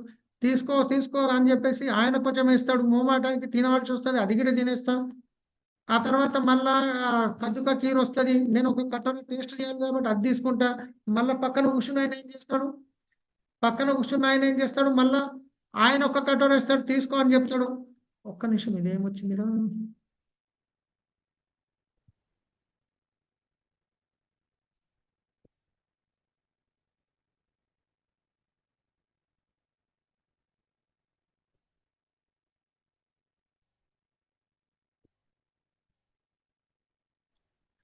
సో ఎక్కడి దాకొచ్చినా? కద్దు కా ఖీర్ దాకొచ్చినాం. అంటే చూడండి ఏమవుతుందో నేను చెప్తాను. ఆ తర్వాత ఫైనల్‌గా డబుల్ కా మీఠా వస్తుంది. మళ్ళా మా పక్కనున్నాయన తీసుకో ఇంకొక తిన్నాక ఇంకోటేస్తాడు. మొహమాటానికి అది కూడా తింటా. నేను 100 గ్రాములు తినాల్సిన చోట 300 గ్రాములు తిన్నా. ఎప్పుడైతే నేను 100 గ్రాములు తింటే నా ప్యాన్‌క్రియాస్ ఎన్ని డ్రాప్స్ రిలీజ్ చేయాలి? 4 డ్రాప్స్ రిలీజ్ చేయాలి. అంటే అక్కడ సెల్స్ పనిచేస్తున్నాయి. 4 డ్రాప్‌లు రిలీజ్ చేయాలండి. 100కి బదులు 300 గ్రాములు తిన్నా అంటే ఎన్ని గ్రాముల ఇన్సులిన్ ప్రొడ్యూస్ చేయాలి? 12 డ్రాప్స్ ఇన్సులిన్ రిలీజ్ చేయాలి. అంటే దాని యొక్క కెపాసిటీ ఎంత ఉందో దానికంటే ఎక్కువ పని నేను దానికిచ్చిన. ఎక్కువ అన్నం వస్తుంది అంటే అది ఎక్కువ పని చేయాల్సిందే. ఇన్సులిన్ తయారు చేయాల్సిందే. ఎప్పుడైతే ఇది ఎక్కువ ఇన్సులిన్ తయారు చేస్తుందో అప్పుడు ఆ సెల్స్ మీద లోడ్ అనేది పెరుగుతుంది. అంటే ఒక వ్యక్తి పనికి పోయినప్పుడు 8 గంటలు పని చేస్తున్నాడు అంటే 60 సంవత్సరాలు పని చేయగలుగుతాడు. కానీ రోజు 16 గంటలు పని చేస్తుండంటే 60 సంవత్సరాలు బతుకుతాడా? బతకడు, పని చేయలేడు. అదే విధంగా మన బాడీలో మన ప్యాన్‌క్రియాస్‌లో ఉన్న సెల్స్ రోజుకు మీకు 12 డ్రాప్‌ల ఇన్సులిన్ తయారు చేయాల్సింది పోయి, అది 2 రెట్లు, 3 రెట్లు పెరిగినప్పుడు ప్యాన్‌క్రియాస్‌లో పనిచేసే సెల్స్ ఏవైతే ఉన్నాయో, అవి వీక్ అయిపోయి కొన్ని చనిపోతాయి. ఆ కొన్ని సెల్స్ చనిపోయినప్పుడు, మనం తినే అన్నం మాత్రం కరెక్టే తింటాము. కానీ మన ప్యాన్‌క్రియాస్‌లో సెల్స్ సగం చనిపోయినాయి గాబట్టి, అది ఇన్సులిన్ అంత ప్రొడ్యూస్ చేస్తదా? చేయదు. ఎప్పుడైతే ఇన్సులిన్ ప్రొడ్యూస్ అవ్వట్లేదో, మనం తిన్న అన్నం అరిగి ఆ గ్లూకోజ్ తయారై రక్తంలో కలుస్తుంది. కానీ రక్తం సెల్ వరకెళ్తుంది గానీ, సెల్ లోపలికెళ్ళాలంటే ఇన్సులిన్ అనేది డోర్ ఓపెన్ చేయాలి. కానీ ఇన్సులినే లేనప్పుడు గేట్ ఓపెన్ అవుతుందా? ఓపెన్ గాదు. అది లోపలికెళ్తుందా? వెళ్ళదు. బర్న్ అవుతుందా? కాదు. ఎనర్జీ వస్తుందా? రాదు. అన్నం తింటున్నాం. గ్లూకోజ్ తయారవుతుంది. రక్తంలో కలుస్తుంది. కానీ అది రక్తంలోనే చక్కర్లు కొడతా ఉంటుంది. ఏది? గ్లూకోజ్. గ్లూకోజ్ అంటే ఏంది? షుగర్. నేనేం చేస్తా? అబ్బా! నాకెక్కడో చక్కరొస్తుంది, చేతులు మంటున్నాయి, గబరాటయితుంది, తింటే పేగు పట్టినట్టు అనిపిస్తలేదు. డాక్టర్ దగ్గర పోయి చెక్ చేస్తే డాక్టర్ ఏం చేస్తాడు? బ్లడ్ చెకప్ చేస్తాడు. బ్లడ్ టెస్ట్ చేసిన తర్వాత ఏమంటాడు? నీకు రక్తంలో గ్లూకోజ్ లెవెల్స్ పెరిగినయి అంటాడు. అంటే గ్లూకోజ్ లెవెల్ అంటే షుగర్. నీకు షుగర్ వచ్చింది అంటాడు. షుగర్ వచ్చినప్పుడు దానికి ఏం రాస్తారు? షుగర్‌కి గోళీలు రాస్తాడు. ఆ గోళీలేంటివి? అవి ఇన్సులిన్ గోళీలు. ఏవైతే మన ప్యాన్‌క్రియాస్ లోపల జనరేట్ చేయాలనో అది చేయలేకపోతుంది కాబట్టి బయటకించి మనం ఈ కెమికల్ గోళీలు తీసుకోవడం జరుగుతుంది. ఈ కెమికల్ ఏంది? ఇన్సులిన్. ఈ ఇన్సులిన్ ఏదైతే ఉందో అది పవర్ ఉన్నంత వరకు పనిచేస్తుంది. దాని తర్వాత మళ్ళీ టైమ్ టు టైమ్ తీసుకోవాలి. ఒకవేళ ఈ ఈ షుగర్ గోళీలు ఏవైతే ఒక్కసారి తీసుకోవడం స్టార్ట్ చేస్తామో ఒక 20 ఇయర్స్ గనుక కంటిన్యూ తీసుకుంటే ఆఫ్టర్ 20 ఇయర్స్ ఆఫ్టర్ 20 ఇయర్స్ కండ్ల మీద ఎఫెక్ట్ పడవచ్చు, పండ్ల మీద ఎఫెక్ట్ పడవచ్చు, బ్రెయిన్ మీద ఎఫెక్ట్ పడవచ్చు, కిడ్నీల మీద ఎఫెక్ట్ పడవచ్చు, లివర్ మీద ఏదో ఒక దగ్గర ఏదో అటాక్ చేస్తుంది ఆఫ్టర్ 20 ఇయర్స్ కంటిన్యూగా కనుక ఈ కెమికల్ గోళీలు యూజ్ చేయడం వల్ల. సో మరి దీనికి సొల్యూషన్ ఏంటి మరి? ఏదైతే ప్యాంక్రియాస్ లో ఇన్సులిన్ తయారు చేసే ప్రాసెస్ తగ్గిపోయిందో, సో అక్కడ దానికి ఆల్టర్నేట్ గా బయట నుంచి ఇన్సులిన్ గోళీలు ఇస్తున్నాం. రెండవది, ఎప్పుడైతే కొందరికి ఇన్సులిన్ తీసుకుంటారు చూసారా మీరు, ఇన్సులిన్ సూదులు తీసుకుంటారు కదా, అది ఎవరు తీసుకుంటారంటే ఒకసారి షుగర్ వచ్చింది బాడీలో, మన ప్యాన్క్రియాస్ లో సగం సెల్స్ డ్యామేజ్ అయిపోయినాయి, గోళీలు తీసుకుంటున్నాం. కానీ అట్లనే నెగ్లెక్ట్ చేసుకుంటూ పోతుంటే అది పెరిగి పెరిగి ఆ ఉన్న సెల్స్ కూడా డ్యామేజ్ అయిపోతే ఆ ప్యాన్క్రియాస్ అనేది పనిచేయడం బంద్ చేస్తుంది, డెడ్ అయిపోయింది, ప్యాన్క్రియాస్ పని చేయట్లేదు, ఇన్సులిన్ ప్రొడ్యూస్ చేయట్లేదు. ఇప్పుడు ఏమవుతుంది, బయటకి నుంచి ఇంజెక్షన్స్ తీసుకోవాల్సి వస్తుంది, ఇన్సులిన్ ఇంజెక్షన్ తీసుకోవాల్సి వస్తుంది, ఇన్సులిన్ ఇంజెక్షన్ తీసుకోవాల్సి వస్తుంది, రైట్? సో ఇప్పుడు మనము మన దగ్గర ఉన్న సప్లిమెంట్స్, షుగర్ ఎట్లా వస్తుందో నేను చెప్పిన మీకు, ఎక్కువ తినడం వల్ల షుగర్ వస్తుంది, మనం తీసుకునే కెమికల్స్ వల్ల మన బాడీలో సెల్స్ ప్యాక్ అయిపోయి మన గ్లూకోజ్ లోపలికి వెళ్ళకపోవడం వల్ల గిట్ట షుగర్ వస్తుంది. సో మరి మన దగ్గర ఉన్న సప్లిమెంట్స్ ఏం పనిచేస్తాయి, ఎలా పనిచేస్తాయి? మనం షుగర్కి ఏమి ఇస్తాం? ఒకటి నీమ్ ఇస్తాము, రెండోది ఫ్లాక్స్ ఆయిల్ ఇస్తాము, మూడోది నోని ఇస్తాము, నాలుగోది గ్లూకో హెల్త్ ఇస్తాము, ఐదోది స్టీవియా ఇస్తాం. అయితే ఫస్ట్ నోని ఏం చేస్తుందో చూద్దాం. ఈ నోని అనేది ఒక ఫ్రూట్ అన్నమాట. ఇది జెరోనైన్ అనే పదార్థం ఉంటుంది. నోని ఫ్రూట్ అంటే క్యాన్సర్ ఫ్రూట్ అంటారు దాన్ని. ఈ నోని ఏదైతే ఉందో, నోనిలో ఉండే జెరోనైన్ ఏదైతే ఉందో, మన బాడీలో ఉన్న సెల్స్ ఉంటాయి కదా, ఈ సెల్స్ మీద ఉన్న ఏదైతే లేయర్ ఉంది కదా, మనం తినే కెమికల్స్ వల్ల వచ్చిన కవర్ ఏదైతే ఉందో, ఈ కవర్ ని తీసేస్తుంది. ఆ తర్వాత ఇక్కడ ఉన్న సెల్ ఏదైతే చెడు సెల్ ఉందో దీన్ని తీసేసి దీని ప్లేస్ లో వచ్చే కొత్త సెల్ ని యాక్టివ్ సెల్ గా ప్రమోట్ చేస్తుంది. నోనికున్న గుణం ఏంటంటే మన బాడీలో ఉన్న చెడు సెల్స్ ని తీసేసి దాని ప్లేస్ లో వచ్చే సెల్ ని ఒక యాక్టివ్ సెల్ గా ప్రమోట్ చేస్తుంది. రెండోది, సెల్ ఒక మూతిని, దాని యొక్క కవర్ ని తీసేసింది. సో దాని వల్ల 70 రకాల రోగాలు కంట్రోల్ చేస్తుంది అని చెప్తారు మనకు నోని వల్ల. నోని అంటే అంత వండర్ఫుల్. మన బాడీలో ఉన్నాయి సెల్సే. ఆ సెల్స్ ని ఇప్పుడు క్యాన్సర్ వచ్చింది అంటారు. క్యాన్సర్ ఏంటది? పెద్ద రోగమేం కాదది. మన బాడీలో ఆరోగ్యవంతమైన సెల్స్ ఉన్నాయి, కానీ కొన్ని సెల్స్ పాడైపోయి ఆ సెల్ తో పాటు ఇంకొక సెల్ ఒక దగ్గరికి జమ అయ్యి అది క్యాన్సర్ అంటారు. ఎప్పుడైతే మనం తీసుకుంటున్న అన్నము మన మంచి సెల్స్ కంటే ఈ క్యాన్సర్ సెల్ ఎక్కువ తీసుకొని అది ఇంకా ఎక్కువ గ్రోత్ అవుతుంది. అది ఎక్కువ గ్రోత్ అయిపోయి మనకు క్యాన్సర్ రూపంలో బయటకు వస్తుంది. సో డాక్టర్ దగ్గర పోయినప్పుడు దీని ట్రీట్మెంట్ ఏముంటుంది? కీమోథెరపీ చేస్తారు. కీమోథెరపీ అంటే ఏంటి? ఆ మెషిన్లో తీసుకుపోయి అలా పండబెట్టి మన బాడీలో ఉన్న సెల్స్ మొత్తం ఒక దగ్గరికి లాగి వాటిని చంపుతారు. అంటే చెడు ఆ క్యాన్సర్ సెల్స్ ని లాగి అక్కడ వాటిని చంపే పని చేస్తారు. కానీ ఎప్పుడైతే ఈ చెడు సెల్స్ ని లాగేటప్పుడు ఆ మంచి సెల్స్ కూడా డ్యామేజ్ అవుతాయి. సో కానీ మరి మన నోని ఏం చేస్తుంది? ఆ ఎక్కడతో క్యాన్సర్ సెల్ చెడు సెల్ ఉందో వాటిని తీసి బయటికి పంపించేస్తుంది. సో ఇది నోని చేసే పని ఒకటి. తర్వాత ఏమిస్తాం? నీమ్ ఇస్తాం. ఈ నీమ్ ఏం చేస్తుందంటే, ఒకప్పుడు మనం పండ్లు తోమడానికి ఏం యూజ్ చేసేవాళ్ళం? వేప పుల్ల యూజ్ చేసేవాళ్ళం. ఆ వేప పుల్ల నమిలి ఉంచే ప్రాసెస్ లో ఎంతో కొంత చేదు లోపలికి వెళ్ళేది. ఆ లోపలికి వెళ్ళిన చేదు మన రక్తంలో ఏదైతే గ్లూకోజ్ ఉన్నదో, ఏదైతే ఎక్స్ట్రా గ్లూకోజ్ ఉందో దాన్ని మెయింటైన్ చేసేది. కానీ ఈరోజు వేప పుల్ల వాడుతున్నారా? పొద్దున్న లేస్తే మళ్ళీ అదే పేస్ట్ వాడుతున్నారు. ఆ పేస్ట్ చేదు ఉంటుందా, స్వీట్ ఉంటుందా అంటే మళ్ళీ స్వీటే ఉంటుంది. అంటే ఎక్కడ చేదు ఇవ్వాలో అక్కడ గిట్ట మనం ఏమి ఇస్తున్నాం? ఉంటా స్వీటే ఇస్తున్నాం. సో ఈ నీమ్ ఇచ్చినప్పుడు ఏం చేస్తుంది అంటే, నీమ్ యాంటీ బ్యాక్టీరియల్, మన రక్తంలో ఉండే గ్లూకోజ్ ని మెయింటైన్ చేస్తుంది. ఒకటి నీమ్ అయిపోయింది, రెండు నూనె అయిపోయింది. మూడోది ఫ్లాక్స్ ఆయిల్. ఈ ఫ్లాక్స్ ఆయిల్ ఏం చేస్తుంది?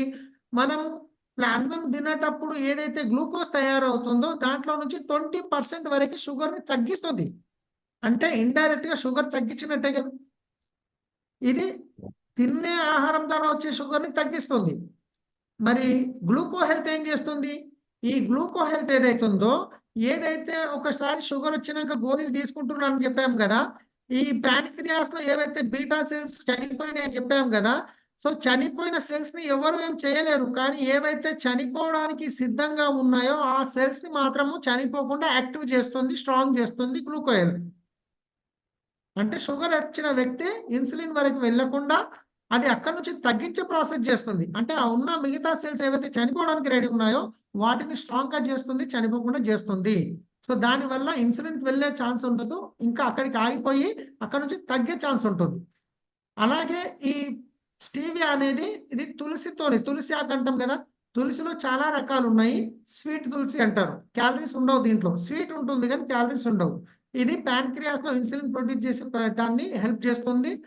ఒకవేళ మీరు షుగర్ ఉంది, చాయ్ తాగుతున్నారు, తాగే అలవాటు ఉంది అంటే షుగర్ బంద్ చేసి, ఈ స్టీవియా అనేది మీరు దాంట్లో కలుపుకుంటే షుగర్ లాగా స్వీట్ అవుతుంది.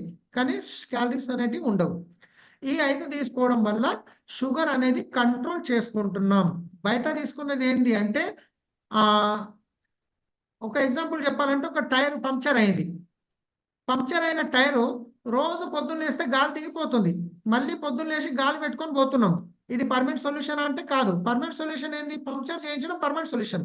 అదే విధంగా ఏవైతే గ్లూకోజ్ లెవెల్స్ తగ్గి షుగర్ పెరిగిందో దానికి మనం ఏం చేస్తున్నాం? రెగ్యులర్‌గా గోళీలేసి కంట్రోల్ చేస్తున్నాం గానీ, మన సెల్స్ మన సప్లిమెంట్ ఏం చేస్తున్నాయంటే సెల్యులార్ లెవెల్ మీద పనిచేసి ఎక్కడైతే ప్యాంక్రియాస్ ఇంక్రీజ్ కావడానికి ప్రాబ్లమ్ వచ్చిందో అక్కడ దాన్ని సెల్యులార్ మీద పవర్ చేసి ఇది కంప్లీట్‌గా సెల్స్ మీద పనిచేస్తుంది కాబట్టి రిజల్ట్ మెల్లగా వస్తుంది. కెమికల్ గోలేసిర్రనుకోండి, నెత్తి నొప్పి తలలో ఉంటుంది, గోలి కడుపులోకెళ్తుంది. కానీ దాని పవర్ వల్ల నెత్తి నొప్పి తగ్గుతుంది. అది కెమికల్‌కున్న పవర్ అన్నమాట. మనదేంది సప్లిమెంట్. వేయంగానే చమత్కారం గాదు. వాడుతుంటే మెల్లమెల్లగా బాడీ మీద, సెల్స్ మీద పని చేసుకుంటూ దాన్ని పర్ఫెక్ట్ చేస్తుందన్నమాట. అందుకే రిజల్ట్ రావడం లేట్ అవుతుంది. కొందరికి 2 నెలలు పట్టొచ్చు, కొందరికి 3 నెలలు పట్టొచ్చు, కొందరికి 6 నెలలు పట్టొచ్చు. కానీ రిజల్ట్ మాత్రం ఇప్పుడు షుగర్ ఎందుకొస్తుంది? ఏ విధంగా తగ్గించుకోవచ్చు అనేది మీకు క్లారిటీగా అర్థమైంది. సో మిగతా